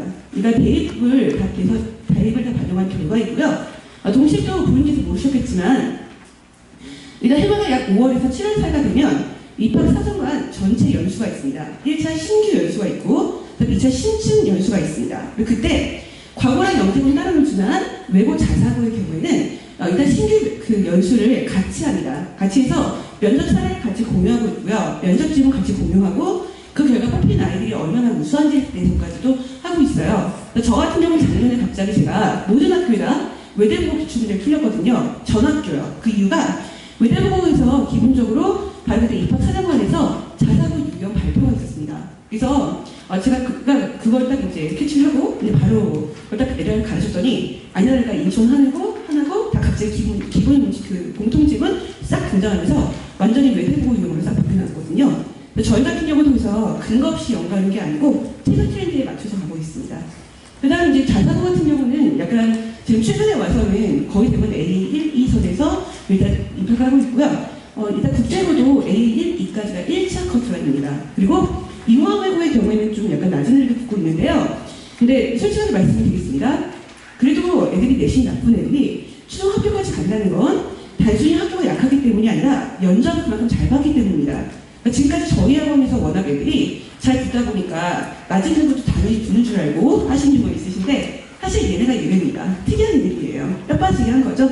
물론 여러분들 다재분들도 그러실 수 있겠지만 그리고 일단 인천 하나고가 최근에 와서는 약간 좀 독특한 학교입니다. 비한계 지우개를 지금 현재 유지하고 있어요. 그래서 2학년 1학기에서 3학년 1학기까지 또는 3학년 2학기 중간고사까지 일단 주요 과목에서 B가 하나 있어도 쓸 수 있고요. 실질적으로 B가 2개가 있어도 쓸 수 있는 경우가 있습니다. 사회 과목도 있는데요. 사회 과목 원래 반영 안 하다가 작년부터 반영을 시작하면서 사회, 역사, 도덕 세 가지를 하나씩 학교로 묶어서 제일 유리한 과목의 성적을 입력을 시켰었거든요. 저 같은 경우도 실제로는 B가 2개였는데 붙인 적이 있습니다. 네. 그래서 하나 대신 역사 대신 도덕 썼습니다. 네, 이런 경우도 있었고요. 근데 최근에 봐서는 이제 인천 하나고가 완전 이과지향 학생이거든요. 이과지향 학생들을 주로 뽑고 있는데 일단 수학 B가 2개가 있는 애들도 연속해서 붙고 있는 중입니다.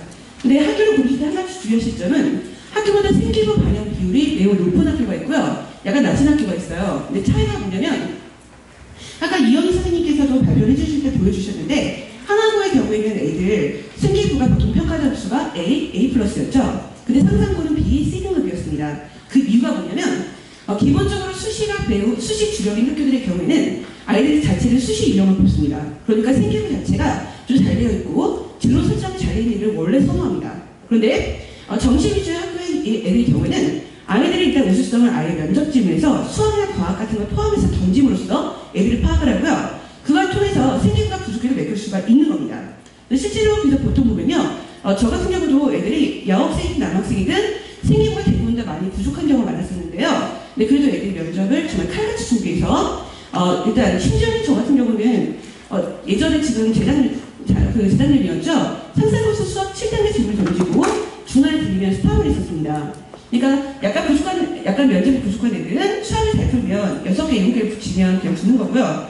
반대로 대본 애들이 보통 3개 정도 맞췄었거든요. 근데 저의 경우에는 1단계에서 그냥 스탑하게 됐습니다. 그러니까 수학에 그냥 점수가 하나 못 맞춘 거죠. 전반적으로 일단 생기부 분석을 먼저 합니다. 근데 저의 경우는 생기부가 중3 때 이제 거의 다 끝난 걸로 아시는데요. 저는 끝나지 않았다고 생각합니다. 아직까지 손꼽을 수 있는 분이 꽤 많이 남아있습니다. 먼저 1차로 담임의견은 물론 끝났습니다.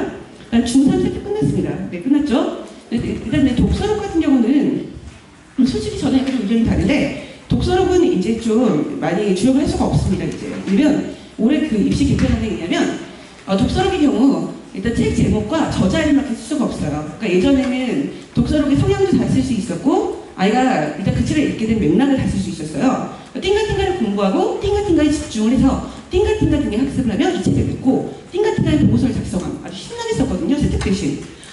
근데 이제는 이게 불가능했습니다. 책 제목과 저자밖에 못 써요. 그러니까 올해의 경우는 저는 솔직히 독서록 양으로 승부할 예정이고요. 애들 못해도 28번 이상의 읽힐 예정입니다. 급하면 저희는 컴퓨터와 기가까지 동원을 해서 다 올릴 예정이고요. 왜냐면 제목을 줬으니까 분야별로 고르게 읽었는지가 굉장히 좀 중요할 수가 있잖아요. 그리고 특히 이건 정말 팁인데요.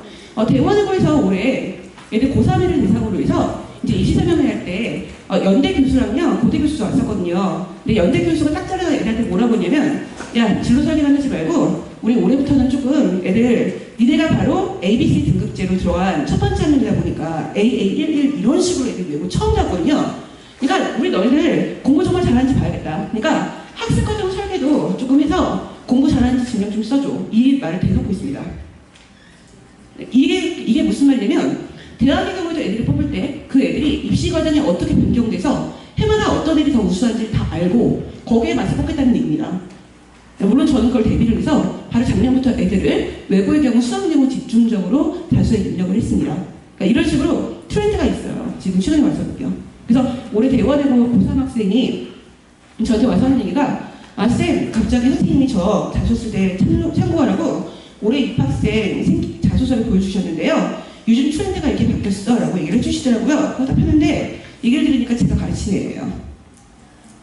저희 CNC하고는 대원에서도 참 좋아하는 그 최첨단 변화를 주도하는 생일부를 5살을 작성하고 있습니다. 저희가 트렌드를 주기도 주도하고 있어요. 네, 농담 아닙니다. 진담입니다. 내가 외국 애한테 프레탈 이론을 썼거든요. 네, 이런 식으로 제가 좀 준비를 하고 있습니다. 그래서 일단 저기서부터 이렇게 면접 준비를 할 때는 단계별로 생일부도 최대한 맡길 거고요. 체험활동 이런 것들도 되게 많이 이용할 예정이고, 전 특히 올해 동아리 활동에 되게 주력하고 있는 중입니다. 의외로 쓸 수 있는 게 많이 있습니다. 자, 그렇다면 지금 이제 고등학교 선택하실 때 어떤 점에 중심을 주셔야 될지를 보여드리겠습니다. 자, 세 번째입니다. 자, 어머니께서 제일 궁금해하시는 부분입니다. 내가 과연 외국 통고 가도 돼? 이거죠. 자, 일단 어머니께서 지금 7월달에 제일 먼저 주역에서 보실 것, 일단 학교 선택의 변수입니다. 일단 7월에서 8월 사이에 일단 되게 중요한 4가지 이슈가 나올 겁니다. 내신 절대평가제 언제부터 할 거냐, 수학능력 시험 절대평가 정말 할 거냐, 이거랑 문이과 통합을 구체로 어떻게 운영할 것이냐, 그다음 고교 학점제 어떻게 할 거냐, 이 4가지가 나올 겁니다. 이 4가지의 운영에 따라서 본인께서는 일단 어떤 학교가 더 주력이 될지, 더 유리할지가 나오게 될 겁니다. 일단 딱 잘라서 말씀드리겠습니다. 일단 먼저 올해 지금 일단 거의 확실시 되고 있는 건요, 고교 학점제입니다. 지금 벌써 이미 혁신학교를 중심으로 해서 올해 벌써 이제 시험적으로 고교 학점제 운영을 시작하고 있고요. 벌써 이미 작년에 했고 올해도 하고 있는 중입니다. 그래서 고교 학점제 거의 벌써 이미 거의 확정이 된 상태인데요. 고교 학점제의 제일 큰 특징은 계열별로 아이들이 얼마나 다양한 학습들을 하고 있고, 그 학습을 바탕으로 해서 나중에 대학에 걸맞는 공부를 해왔는가를 증명하는 과정인데요. 일반고 쪽에서 솔직히 고교 학점제 운영한다고 해도요, 넘어가시면 안 됩니다. 올해 중3애들은 거의 대부분 다 시험파가 될 예정이에요. 왜냐면 그쪽에서 실질적으로 지금 작년에 강서구에 있는 그 한서고등학교하고요, 인천에 있는 신현고등학교가 벌써 이미 1년 동안 고교 학점제를 시행을 하고요. 이걸 통해서 애들 고3 실적을 벌써 이미 냈거든요. 냈는데 확실히 좋긴 했습니다. 좋긴 했는데 그 좋았던 이유가 시험 실시하는 학교의 경우에는 거의 대부분 교육부에서 혹은 교육청에서 애를 시험 실습을 하기 위한 돈을 다 대줍니다. 그러니까 일단 기본적으로 거의 일반고였다고 하더라도 그쪽에서는 거의 대부분 다 우수한 강사를 다 뽑아와서 그걸 공부하는 전혀 지장이 없어요. 근데 일반고의 경우에는 고교 학점제를 운영을 해도요, 일단 돈이 한정됐기 때문에 대부분 다 어떤 식으로 될 예정이냐면 고등학교 선생님들께서 이중 복수 전공을 하시거나 추가적인 부전공 공부를 하십니다. 그래서 이걸로 개설하실 예정이에요. 그러다 보니까 수업의 질이 당연히 떨어질 수밖에 없고요. 수업의 내용도 문제가 필수 학점 이외에 나머지 다른 학점의 경우에는 아무래도 대입에 유리한 과목 위주로 짓는 경향이 있었고, 뭐 특수 교육학이라든지 영어과정, 사진반 이런 것들의 경우는 거의 되게 형식처럼 운영했었습니다. 그래서 이런 경우는 일단 고교 학점제가 확정이 되면요, 이게 만약에 수능 절대평가랑 같이 연기가 되는 경우에는 여파가 어마어마할 겁니다. 특목고 쪽이 무조건 유리할 겁니다. 이건 제가 일반고 쪽도 또 많이 보해봤기 때문에 드릴 수 있는 말씀이에요. 왜냐면 첫 번째, 수능 절대평가제에서 올해 벌써 이미 처음으로 이제 영어 절대평가제가 시행이 되고 있어요. 지금 현 고3이에요.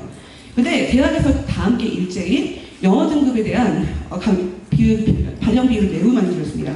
대부분 학교들이 25%에서 32%까지 보통 영어를 반영을 했었는데요. 문제는 이 학교들이 1등급 이후에 나머지는 다 감점제로 가거나 아주 적은 가산점제, 아니면 반영 비율을 11% 미만으로 줄였습니다. 그래서 되게 많이 줄어들었어요, 지금 현재. 그래서 지금 현재 이 아이들의 경우는 국어, 아니면 탐구, 수학 쪽 반영 비율이 매우 많이 올라가거든요. 그래서 절대평가제 예로도 안 믿습니다. 또 결정적으로 1등급제에서 A등급제로 변경될 경우, 지금 올해 같은 경우는 애들이 A등급 인원이, 1등급 인원 자체는 지금 이제 올해가 1,300명입니다. 올 1등급이요. 근데 이번에 지금 이게 A등급제로 바뀌면요, 전국 13,000명에서 15,000명 정도가 올 A가 됩니다. 이 정도면 소상한 중경 외시 주력학교에 주력과 학과 사원 있는 건 정확하게 일치합니다. 그럼 얘네들끼리 변별이 없는 거예요. 그럼 그 다음에 뭘 보냐면 애들이 학교 때 공부했었던 세특과 그 다음에 이제 들었었던 과목들을 봅니다. 근데 그 과목들을 보는데 그게 당연히 일반고에서 설계가 잘 될 리가 없는 거죠. 한쪽 되어 있잖아요. 그걸 당연히 알고 있습니다. 이쪽에서도. 그래서 일단 그게 제일 큰 문제고요. 문이과가 통합이 될 경우에는 어쨌거나 지금 대원학원 쪽에서도 고3을 대상으로 해서 지금 전교에서 딱 80등까지 80명을 대상으로 해서 희망자 특강을 개설했는데요. 면접에는 5개 특강입니다. 5개 다 듣게 해요. 근데 그게 뭐냐면 첫 번째가 인문학 특강, 그 다음 동양철학 특강, 그리고 서양철학 특강, 이것과 함께 과학사가 들어갔고요. 과학철학 들어갔습니다. 이런 식으로 또 기본도 벌써 융합과정을 준비를 하고 있어요. 대학 쪽도 외고 쪽도요. 근데 그렇다면 이제 애들한테 당연히 여러분 때는 더 심해질 겁니다. 이게 올해 같은 경우 많이 심해질 거예요. 그러니까 학습과정 설계를 되게 잘해주셔야 하고 독서력 같은 경우는 골고루 읽은 흔적을 반드시 남겨주셔야 합니다. 현 중1, 중2는 당연히 더 그렇고요. 그래서 애들의 이거 여기 들어서 되게 많이 합격률이 바뀌게 될 겁니다. 그리고 일단 계열별 교차 지원은 활성화될 수밖에 없어요.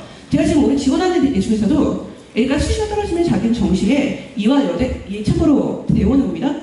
이화여대에 자기는 그냥 의대 가겠대요. 벌써 이미 이제 의학계를 중심으로 해서 문임과 공통독성 이런 식으로 해서 교차 지원 벌써 이미 허용되고 있는 추세입니다. 그래서 말로는 외부 쪽에서 야 우리 지금 이과계에서 수업 못할 것 같아 라고 얘기를 하지만 그거 대부분 다 교육청 눈치 보고 있는 거고요. 실질적으로는 아무래도 고교 학점이랑 같이 연계가 되면요.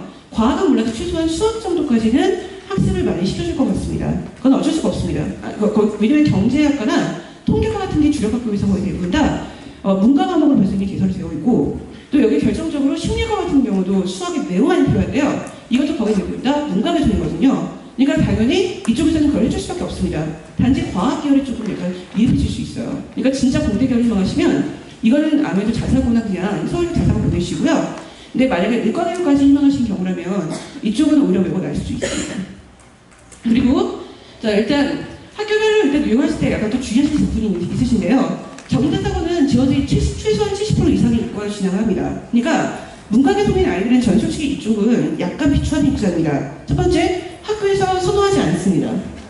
다음 두 번째, 학교에서 무엇보다 이과 위주로 수업 과정이 더 많이 개설되어 있어요. 그러니까 토론회라든지 경시대 같은 게 많이 미흡한 편입니다. 그러니까 차라리 이런 아이들, 문과인은 정말 확실한 경우에는요, 솔직하게 말씀해서 차라리 외고를 보내시거나 아니면 외대보고를 보내시는 게 나을 것 같습니다. 그쪽은 그래도 문과권 기여름이 많이 되어 있습니다.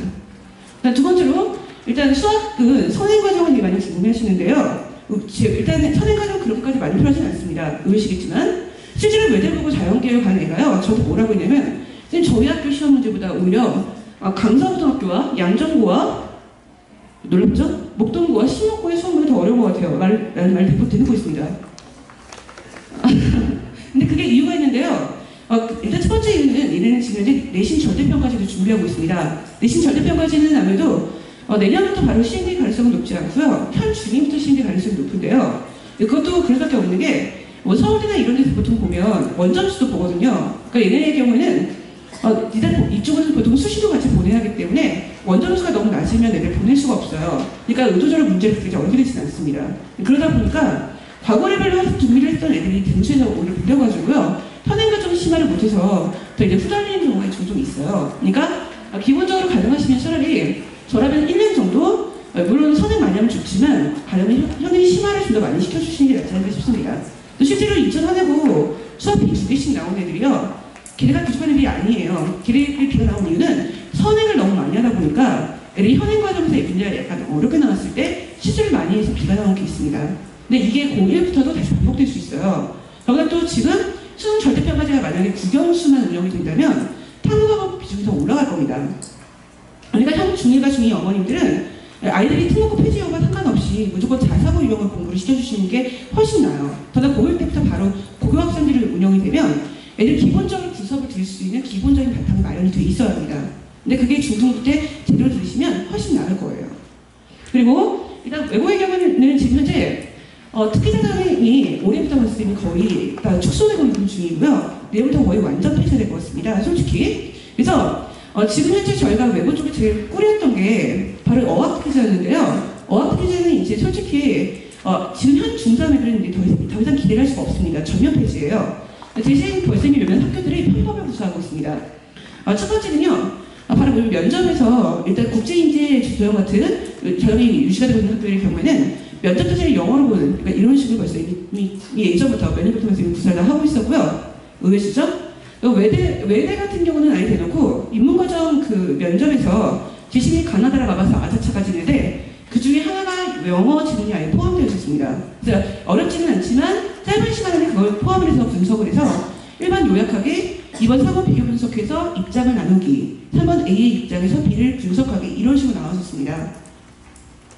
그래서 이런 것들 같은 경우에는 아무래도 이거 할 수 있어 라는 생각이 드실 수도 있는데 이거 솔직히 말씀드리면 일반고는 잘 못합니다. 이거 대부분 다 학업반이에요. 특목고는 학교 수업 커리큘럼 자체에 아예 있습니다. 그러니까 기본적으로 특목고 쪽에 가셔야 되는 이유가 이 학교가 솔직히 폐지가 된다고 하더라도 이 쌤들 어디 안 가십니다. 다 사립고예요. 어디 안 가세요. 그리고 이거 폐지가 된다고 하더라도 지역 명문고를 거듭날 겁니다. 기본적으로 뭐 기숙사 이런 거 있으면 까놓고 얘기해서 근거리 배정하겠습니까? 그렇잖아요. 드린 돈이 몇 억인데. 외대보고가 더 맨 처음 만드는데 400억 들었죠? 그 중에 200억 유민시가 됐고요. 그렇잖아요. 그러니까 기본적으로는 특목고의 매트릭을 유지해야 될 거예요. 그래서 일단 서울대 자사고 이쪽 같은 경우도 의외로 애들이 만족도가 높았습니다. 그리고 일반고 낮은 내신으로 상위대학에 진학하기도 하는데요. 단체로 말씀드릴게요.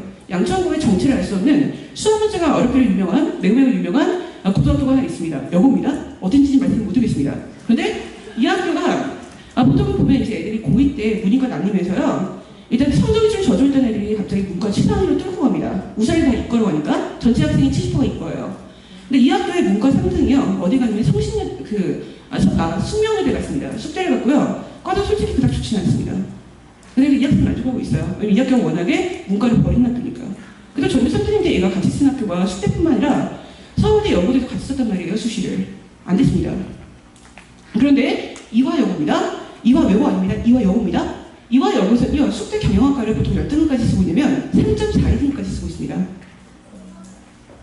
제가 학생부 전수업적을 분석을 해보면요. 일단 학종의 경우에는 일반고 통보든 간에 어쨌든 무조건 애들이 지원하는 성적이 학생부 교과 비교해서 작게는 1등급, 크게는 3, 4등급 이상 차이가 나고 있습니다. 작년에 대원여고에서 서울대학교 3.42등급이요. 그 애가 3.42등급이 서울대 때 문화학교였고요. 4등급 때 초반 때 애들이 서울에 문 닫고 들어갔습니다. 종교학과요. 의외죠? 저라면 수제 통보 보내겠습니다. 제가 지금 가르치고 있는 사회학생들한테도 냉정하게 얘기했습니다. 이번에 수능 절대평가제 되면 이게 정말 이거 수시하면 안 되는 거다. 그러면 차라리 학교에서 너희들이 내신하면서 정말 전교 1등 할 자신 있냐. 이렇게 경험상 명당하고 전교 3등급짜리 애가 일반학교로 간다고 전교 1등 하진 않더라. 그게 단지 2등급이다. 여기 목동이다. 그거 사람은 솔직히 나라면 등록한다. 라고 들고 얘기합니다. 최근 배재고 이런 데도요. 되게 실적 많이 개선됐어요. 그러니까 굳이 학교에 대해서 선생님들과 그렇게 걱정되시면 서울대 적게 보내는 자사고로 보내십시오. 그러면 추천권이 적으니까 오히려 그 애가 내신이 더 잘 나올 겁니다. 그러니까 남들 좋다고 하는 학교 보내지 마시고 우리한테 맞는 학교 보내세요. 그래서 말 걸어봅니다. 솔직히. 일반고요. 최근 지금 보면 수학내신 문제 수준 형성되기 유의하셔야 합니다. 지금 이 학교는 아직도 정신 못 차렸어요. 그러니까 솔직히 수학 평균이 40점이 되면 말이 되냐고요. 외대보고 수학 평균이 애들이 80점대가 나오는데 여기서 지금 수학 40점대 말이 되냐고요. 40점에 40점. 미친 거 아닙니까? 서울대 포기했습니다. 원학수도 보는데 이 동네. 제가 볼 때는 서울대학이 아니에요. 스카이 다 보이겠습니다. 기본적으로 아무리 영재고 출신 애들 살리고 싶어도 이건 아니죠. 남들 다 가는 분위기 좋은 학교 중요하긴 한데요. 그렇다고 하더라도 그 애가 이 정도 평균 점수가 나온다는 얘기는요. 애가 어느 정도 선행이 안 돼 있으면 무조건 못 갑니다. 그러니까 오히려 일반고 쪽 애들이 선행이 안 돼 있으면 고생한 경우도 저는 너무 많이 봤어요. 최근에 배강고등학교에서 고2 올라간 애 하나가요. 원래 얘가 과거 입시까지 준비했던 애입니다. 선행이 어마어마했을 겁니다. 내신 안 나와서 지금 얘 문과 갔어요. 얘 지금 문과 전교 1등이라고 합니다. 약간 좀 신중하시는 게 좋겠습니다. 네. 자, 그러면 그 다음 단계 보이겠습니다. 자, 지나간 이후에 현재 애를 어떻게 하고 있냐. 네. 애들 먼저. 자사고 시작한 애들입니다. 일단 먼저, 저 같은 경우는 애들이 약간 안 좋은 학교 애들 포함되어 있습니다. 뭐, 신도림고 뭐 이런 애 있잖아요. 신도림 중학교 뭐 이런 애들. 상위 4% 이내. 그러니까, 기본적으로 학교에서 그래도 어느 정도 한 전교 10등급까지 갔던 애들은요, 무난하게 정하고 있습니다. 그리고 사회적 약간 비율이 높거나 지역인지 비율이 높은 학교들, 뭐 예를 들면 김천고, 인천 하늘고, 은근히 외대부고 이런 데는요, 이게 성적이 좋았던 애들은 2등급 되고요. 반대로 일단 애들이 등수는 좋았는데 성적이 안 돼 있다. 이 애들의 경우에도 무난하게 3, 4등급 정도 됩니다. 지금 현재. 그래서 애들이 이제 맨 처음에 쌤 4등 나오면 갈 데가 없다는데 그래서 제가 웃으면서 니네 학교는 다 달랐다 얘들아. 이렇게 얘기 설명을 해주고 있거든요. 그러니까 일단 아까도 말씀드렸죠. 학종은 1, 2등급에서 최소한 3, 4등급 이상 차이가 난다고. 활동이 매우 중요하게 되고 있습니다. 그래서 일단 얘네 같은 경우는 보통 보면 작년에도 특히 무계고에 진학했던 모 학생이 자기가 문과 학생이 너무 적다. 근데 난 문과다. 쌤이 얘기를 한 대로 문과가 너무 적긴 적더라. 나 지금 등급이 안 나오는데 일반으로 전학할까 심각하게 고민 중이다. 라고 얘기를 하길래 제가 웃으면서 니네 학교는 그래도 학교 문제 유형이 아주 어려운 문제는 없어도 대신 전반적으로 어렵다. 그러니까 수능에 가장 최적화된 레벨이다. 수시와 정시가 고르게 잘 가는 이유가 바로 거기에 있다. 그러니까 너 버텨라. 내가 볼때 너 니네 학교도 수시와 정시 잘 가는 학교니까 버티면 된다. 이렇게 얘기를 해줬고요. 현재 이번에 공이 올라가서 이번 6월 모의고사 성적이 아이가 전국에서 0.8%를 들었습니다. 그래서 얘가 다시 서울대에 대한 희망을 불태우고 있는 중입니다. 원래 이 학생 제가 볼 때 그 정도 레벨까지는 아니었는데 학교 가서 많이 좋아진 케이스입니다. 아무래도 학교가 애들이 시간을 제일 많이 오랫동안 보내는 곳이에요. 근데 그 학교의 커리큘럼이 엉망이라면 까놓고 얘기해서 그게 되겠냐고요. 학원 교육 때문에 자꾸 일반고 보내시는 분도 있으신데요. 학교도 고르셔야 하고요. 일반고도 다 학교들만 다 다릅니다. 저라면은요, 일단 외국어를 조금 못한다 해도 수학은 좀 잘한다. 그리고 얘가 다른 과목들에 대해서 고르게 잘하는 편이다. 그러면 외고 보내셔도 됩니다, 이제. 어학회 진짜 저는 거기다 편집할 예정이라서 학교 차원에서 영어나 이런 거 끝장나게 잘 가르쳐줘요. 대신 나머지 다른 과목을 잘하면 오해서 갈 겁니다. 네. 성적 지금도 그렇습니다, 애들 대부분 다. 그럼 이거 하고 별로 웃겨보시는 분들 있으신데요. 거기 안 웃겨요. 제가 보는 애들 중에서 서울대 그 자유전공학부 가는 애들 꽤 있고요. 연세대도 꽤 갔습니다. 단지 거기는 여학생들만 모였다 보니까 애들이 수학을 별로 안 좋아해요, 점수가. 그래서 못 보낸 거지 학교 자체는 일반고랑 비교하시면 안 됩니다. 제가 얼마 전에 그런 얘기 듣고 되게 황당해서 어머니께 일장 설명했습니다. 저번에 배우셨을 거예요. 네. 일단 창업에 진학했을 때 어떤 식의 메리트가 있냐 여기서 말씀을 드리겠습니다. 일단 수업입니다. 딱 첫 달러 말씀드릴게요. 일단 대입의 수시가 3단계로 구성이 됩니다. 앞으로는 하나가 일단 대학교 교과, 입시 교과, 그다음 학생부 종합 전형 이거고요. 기타 특기자입니다. 근데 이렇게 이제는 기타 특기자 우리 못 노립니까? 그쵸? 네, 교과랑 이제 종합밖에 안 남았는데요. 근데 문제는 저희가 대학교에 갈 때 교과 성적이 정량평가가 있고 정성평가가 있어요. 정성평가는 내신 등급이 개별 같아도 일단 애들의 원점수를 같이 보고요. 애들이 변화되는 과정도 봅니다. 그래서 서울대의 경우에는 정성평가라서요. 예전에 지금 올해 지금 대학교 1학년 입학했겠네요. 분당점에 있는 일반고 학생 하나가요. 고1 때 내신 등급 5등급이었고 그다음에 고1 때 내신 등급 3등급 때 찍고 그다음 고1 때 1등급에서요. 추가 내신 등급이 2.3등급에서 3.2가 나왔어요. 얘가 서울대학교 입학했습니다. 근데 일반고에서는 이런 케이스 되게 드문 케이스라서요. 사실 그거 진짜 다 믿으시면 안 되고요. 근데 이런 애들 있긴 있습니다. 그러니까 일반고 보내실 때는 대신 그만큼 설계를 잘 하셔야 되는 얘기고요. 근데 이 정도의 기적이 특목고에서는 일상적으로 일어나고 있습니다. 그래서 일단 그 점도 염두에 두시면 좋겠습니다. 그러니까 제 경험상 서성한 중경 외시 중에 상위권 학교는 거의 대부분 다 정성평가를 보시면 되세요. 알고 또 정량평가를 하더라도 내신 5등급까지는 감점이 없는 경우가 상당수 있습니다. 그러니까 기본적으로 애들 특목고를 괜히 잘 가는 게 아니라는 거죠. 다등급 때 애들도 충분히 있습니다. 그러다 보니까 정량평가로 가는 경우에는 감점이 크니까 사실 특목고로 간다는 건 이건 버리는 거고요. 대신 다른 걸 누릴 수가 있겠죠? 그리고 대신 정성평가의 경우에는 원점수나 과목별 탐구 활동을 되게 많이 보는데 이거를 정말 다 써주세요. 생기부에서. 그래서 이러면 팅가팅가를 공부하고 팅가팅가를 학습한 다음 팅가팅가를 읽고 팅가팅가를 보고서 작성하고 다시 고2 때 업그레이드 버전으로 고쳤음. 이런 식으로 이게 과정형 서술이 가능해집니다. 그래서 일단 특목고의 경우에는 그런 점에서 플러스가 되고요. 특강이 확실히 좀 잘 되어 있습니다. 제가 보니까. 특히 고3 애들을 위해서 특강 만들어준 종류가 외고의 경우도 기본이 3종 세트, 5종 세트가 있고요. 자사고의 경우에도 보통 기본적으로 3종에서 5종 똑같이 균일하게 개설하고 있는 중이에요. 그리고 참고로 연대나 고대 같은 경우는요. 학생부 종합 전형 쓸 때 학교 자기소개서가 있습니다. 대학에서 요구합니다.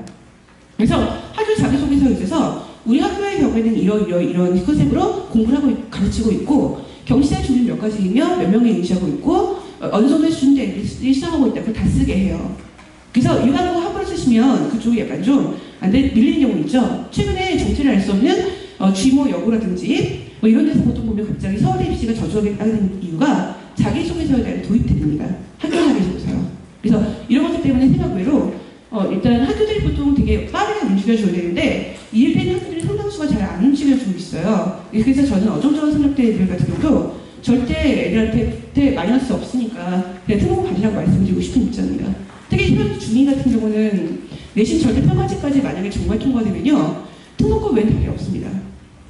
그냥 가시는 게 나을 겁니다. 그렇게. 그다음 또 이제 애들이 높은 학업 수준 때문에 경찰 같은 특수학교 진학도 유리한데요. 경찰대가 다 수시만 있다 보니까 본인들이 내신에 무슨 거고 일반고 보내시는 경우가 있는데요. 사실은 이 경찰대가 1차 시험이 뭐냐면 국영수 시험이에요. 300점 만점입니다. 근데 여기가 최근에 합격자 평균이 몇 점이냐면 합격자 평균이 234점이거든요. 근데 올해 거기 입학한 애 중에서 전교 수석이 그 수석으로 들어간 애가 대원외고인데요. 걔가 1차 시험에서 237점 받았어요. 평균보다 3점 높았거든요. 이게 그만큼 어려운 문제예요. 그러니까 만약에 경찰대 같은 데서 내신만을 될 거라 생각하신다면 그거는 오류입니다. 1차는 국영수 시험 따로 있고요. 2차 그다음 그리고 나서 예를 내신이라든지 아니면 자료조에서 생각 다 보고요. 그 다음 수능까지 보는 겁니다. 수능 같은 경우는 최종 이런 식으로 보기 때문에 1단 점수 없애지도 않습니다. 나중에 1000점 만점으로요. 300점 만점 그 점수 그대로 다 들어갑니다. 그러니까 학교들이 대부분 대학들이 바보가 아니어서요. 이렇게 애들에 대한 변별력이 떨어지게 되면 그 변별력을 어떻게 확보할 것인지 계획을 다 짜고 있습니다. 그러니까 기본적으로는 부모님께서는 사실 지금 이맘때쯤 고등학교를 보시는 게 아니라 대학교를 보시는 게 맞는 거고요. 대학교에 맞춰서 고등학교를 선택하시는 게 진짜 낫습니다. 그래서 저 같은 경우는 진로계획 쓸 때도 애들한테 이 점을 먼저 다 설명을 해줍니다. 입시학이 바뀌고 있기 때문에 예를 들면 너의 그 똑같은 성적으로 너 그래도 되겠어? 라고 물을 때 수학 비리 2개 2천하는 거 걔네들이 주요 생긴 게 바로 뭐냐면 이거였습니다. 지금은 비교세가 일단 긴장을 낸 실수 때문에 점수가 비교나오긴 했지만 과거는 반성을 하고 저는 벌써 이미 특목고 레벨에 걸맞는 학습을 하기 위해 노력해 왔으며 하면서 최적화 이런 어쩌고 이런 것을 다 얘기하면서 사례를 들면서 나 이렇게 공부했다 하고 증명을 했거든요. 그런 겁니다. 참고로 이런 식 전법은 대학도 통합니다. 그러니까 고1 때 개떡 같아도 고민하지 마세요. 예를 중에서 예전에 서울중 자사고 중에서 이제 중앙고 이런 데 갔었던 애가 중간고사 때 대박을 치고 나서 기말 때 개떡을 치고 충분히 만회가 가능함에도 불구하고 애가 정성표가는 단어가 알았어도 그게 고민 안 했었을 텐데요. 애가 일반으로 갈아타킬 수 있었거든요. 근데 저는 이런 케이스는 대부분 다 고3 때 다 후회를 하더라고요. 그래서 일단은 특목고에 대한 부분은 저는 따뜻해서 앞으로 어쨌거나 특목고 쪽의 메리트는요 최소한 10년을 유지가 되거나 됩니다. 근데 앞으로 그래도 최근 평균 통과는요 애들 낀 세대가 일반고 상위권에 되게 많이 피해를 볼 것 같아요. 그래서 이 부분도 염두에 두시고 지원을 하시는 게 좋을 것 같습니다. 저 원래 이렇게 특목고 강조하는 스타일 선생님 아니었습니다. 당연히 설명을 기억하시는 분이 있으시다면 특목고 안 가도 돼요 어머님 여기 했던 그 단어 기억하시는지 모르겠는데요. 저는 오늘 말씀드립니다. 가셔야 됩니다. 솔직히. 그리고 수능 같은 경우도 보통 보면 이제는 수능이 정말로 이렇게는요 절대평가제가 되면 자격고사라는 겁니다. 그러니까 올해 때문에 전국에서 이렇게 정말 13,000명에서 15,000명이다. 그러면요 얘네들 거의 대부분 다 솔직히 얘네들의 50% 70%가 다 어디냐면 전기고에 됩니다. 그러니까 참고로 올해 불수능이었죠. 불수능 기준 올 A등급 인원수가 4,700명이에요. 그러니까 얘네들도 거의 대부분 다 특목고에 됩니다. 그러니까 특목고의 제가 특징이 완전 어려운 문제를 내기보다는 약간 이상한 문제 빼고 전반적으로 어려운 문제를 냅니다. 그러니까 애들이 수능형이 최적화되어 있어요. 그래서 이것 때문에 오히려 애들이 쓸데없이 내신에서 막 과거 레벨 수업 공부하다가 허덕거리다가 결국 이두들 안 되는 애들과 비교한다면요 수시하고 정시를 동시에 놓을 수 있는 게 바로 이것 때문입니다. 그래서 일단 수능보다 훨씬 낫다고 보고요. 그래서 수시에서 최저능력 미달로 인한 탈락 가능성은 매우 적다고 봅니다. 얘네들 같은 경우요. 이게 되게 일반고사는 변수거든요. 그 다음 비용과의 경우에는 특수능 동아리 활동, 별도의 탐험고수 작성 이런 발표 매우 유리해요. 실제로 제가 일반고를 지도할 때랑 특목고를 지도할 때 굉장한 차이가 있는데요. 일반고들의 경우에는 보고서를 작성해서 세특에 올리려고 하면 일단 선생님들이 좋으신 분들 많으시지만 문제는 이거 쓸 수 있어? 걸리는 거 아니야? 이거 교통부장님이 안 된다고 하셨는데 이렇게 하시는데 특목고의 경우에는 야 써봐라 그래 알았다 발표시간 만들어주면 되니? 막 이러고요. 그래 그럼 남아서 발표하자 우리 막 이러면서 안 되면 동아리 시간 발표하면 되지 뭐 이럽니다. 저 올해 제가 지도하는 중에서 몇몇 특목고 애들은요 올해만 벌써 고3인데 저 보고서 20개 썼습니다. 이런 게 가능해요. 네, 쌤들이 아주 감택입니다. 쓰시는 편법은 다 써주십니다. 노하우 아주 좋아요. 그리고 일단 또 리더의 경우는 없다 하면요 학교 만들어 주십니다. 학교 줄반장이라도 만들어 주세요. 그러니까 아니면 이제 저는 이것도 재밌습니다. 요즘도 중학교에 일부 선생님들께서 도입하시고 계신데요. 자율활동에서 내가 짱급을 전환한 적이 없거든요. 자율활동에 대해 아주 진지하게 애가 외고거든요. 선생님이 아주 진지하게 이 학생은 평상시에 컴퓨터 부장으로서 학급에 바람직한 학습활동에 주력을 해주셨으며 수학에 대한 매우 뛰어난 능력으로 각종 컴퓨터의 알고리즘을 작성하는데 굉장히 능력이 있음. 부장님은 써주셨습니다. 이런 게 바로 포인트입니다. 그래서 저 같은 경우도 지금 작년 같은 경우 자율활동 쓸 때요. 이런 것들도 보통 아직 안 끝났습니다. 창업 수행활동, 자율활동, 동아리활동, 봉사활동, 그리고 주요활동 다 남아 있습니다. 편법이 아닌 범위 내에서는요, 다 쓸 수 있는 거 다 쓸 수 있어요. 고등학교식으로 지나게 약간 접근해서 중학교 선생님들 한번 좀 부탁을 잘 드려봤더니 그래도 안 통하는 분도 있으셨는데요. 통하는 분들은 정말 친절하게 중3과 고쳐주는 김에 주인 것도 같이 써주셨어요. 제가 일이라고요. 똑같이. 그래서 제가 오랫동안 이렇게 생각 받아보니까 어디서 많이 본 게 있는 겁니다. 이상하다. 지금 작년 중선 거인데 하고 봤더니 그대로 컨트롤 C, 컨트롤 V 땡큐였습니다. 최근에서 이런 부분이 지금 잘해주신 학교가 전체를 할 수 있는 금목중학교, 아니면 또 절대 실제 이름을 말씀드릴 수 없지만 일부 목동중학교 이런 데서 좀 옆에 써주셨죠. 땡큐였습니다. 근데 고등학교는 이게 마찬가지입니다. 학교들이 좀 좋은 학교 많이 보내보셔야 의욕이 생겨서 다 고쳐주세요. 그리고 성적 부진자의 경우에도 선생님을 가리비하면서 지금 안 됩니다. 저기 전교 20번까지 챙겨준다? 아닙니다. 일반고의 경우는 일단 내신이 안 좋으면요 전교 2등까지 챙겨줍니다. 그리고 이 지역에서 고치기도 옛날에 40등까지 챙겨주더니 요즘은 20등까지 실수 다 몰려주고 있어요. 그냥 집중과 선택이라는 거죠. 나머지는 알아서 하라고요. 대놓고서 일합니다 진짜. 근데 애들이 솔직하게 얘기해서 전교 2등까지 어떻게 갑니까? 그렇잖아요. 하나 실수하면 뒤집어 엎어지는 건데. 또 중요한 거 3년에 전교 1등 했습니다. 그래도 갈 데가 없어요. 학교 활동이 없으면. 이것도 별수입니다. 그리고 일단 대학에 대한 각종의 학교의 시스템 어필이 이루어지는 거 이것들도 다 괜히 가는 거 아니고요. 고위과정에서 얻었었던 발표 실력 같은 거 어디 안 갑니다. 그러니까 지금 중3 때 공부하시는 거 애들 성적이 아리까리 하시죠.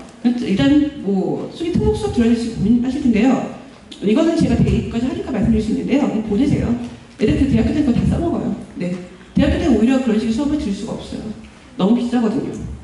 그 다음에 이제 동문이요. 동문대학 대학교 이후에 또 사회까지 진출해도요. 동문 선배 파워 장난 아닙니다. 특목고 같은 경우는 기수 문화가 있어서요. 애들 만약에 일반고로 전환되면요. 걔는 동참 따라할 겁니다. 진짜 그렇습니다. 걔네 같이 새내기 입학했어도요. 얘네 같은 게 정말 중요한 건 기수예요. 기수. 그래서 선배님 오셨습니까? 하고 새내기끼리 인사합니다. 근데 이게 사회라면 뭐 오죽하겠냐고요. 그렇잖아요? 그래서 일단 제가 일단 말씀드릴 수 있는 첫 번째, 제 먼저 1차 아직까지 생계부 안 끝났습니다. 챙겨주시면 다 챙기십시오. 담임쌤과 진지한 대화 시간을 주시도록 하겠습니다. 두 번째, 영어 내신 안 날 것 같죠? 그러면 일단 중간에 일단 성적이 확정되기 전에요. 영어쌤 만나서 만약에 주간식 고치실 수 있으시면 주간식을 고치기 위해서 심도 있는 상담을 하십시오. 대신 이제 학교에 너무 이렇게 욕까지 먹을 정도까지. 그러니까 외부에 올해는 교육청에 찌르지 마시고요. 교육청 찌르다가 그 학생 블랙리스트 옵니다. 그러니까 그러지 마시고 일단 1차로 담임쌤, 2차로 영어쌤, 3차로 교감쌤, 4차로 교장쌤과 진지한 면담을 거쳐서 일단 그 애들 주관식에 대한 그 부분이 채점지 공정하지 않았다라는 부분을 어필을 하십시오. 일단 어필 안 하시면 나중에 후회하십니다. 제 애들 중에서 2등 나오는 애들 그런 애들 많습니다. 따질 걸 하고 후회하시더라고요. 고등학교도 마찬가지입니다. 따지십시오. 다음 3단계 지금이라도 딱 하실 수 있는 건 하세요. 리더십 경력은 점수에 일단 반영하십니다. 고등학교 때도 마찬가지고요. 마지막까지 줄반장이라도 시키십시오. 알겠죠? 그리고 일단 7월과 8달 사이에 어떤 식으로 내신이나 혹은 수능 개편될지에 대해서 일단 꼭 관심 있게 보도록 하시고요. 일단 올해는 무조건 중3은 낀세대라서 일반고와 희생사가 될 겁니다. 그러니까 약간 잘 보내주시면 좋겠습니다. 제 소개는 여기까지 하겠습니다. 네, 감사합니다.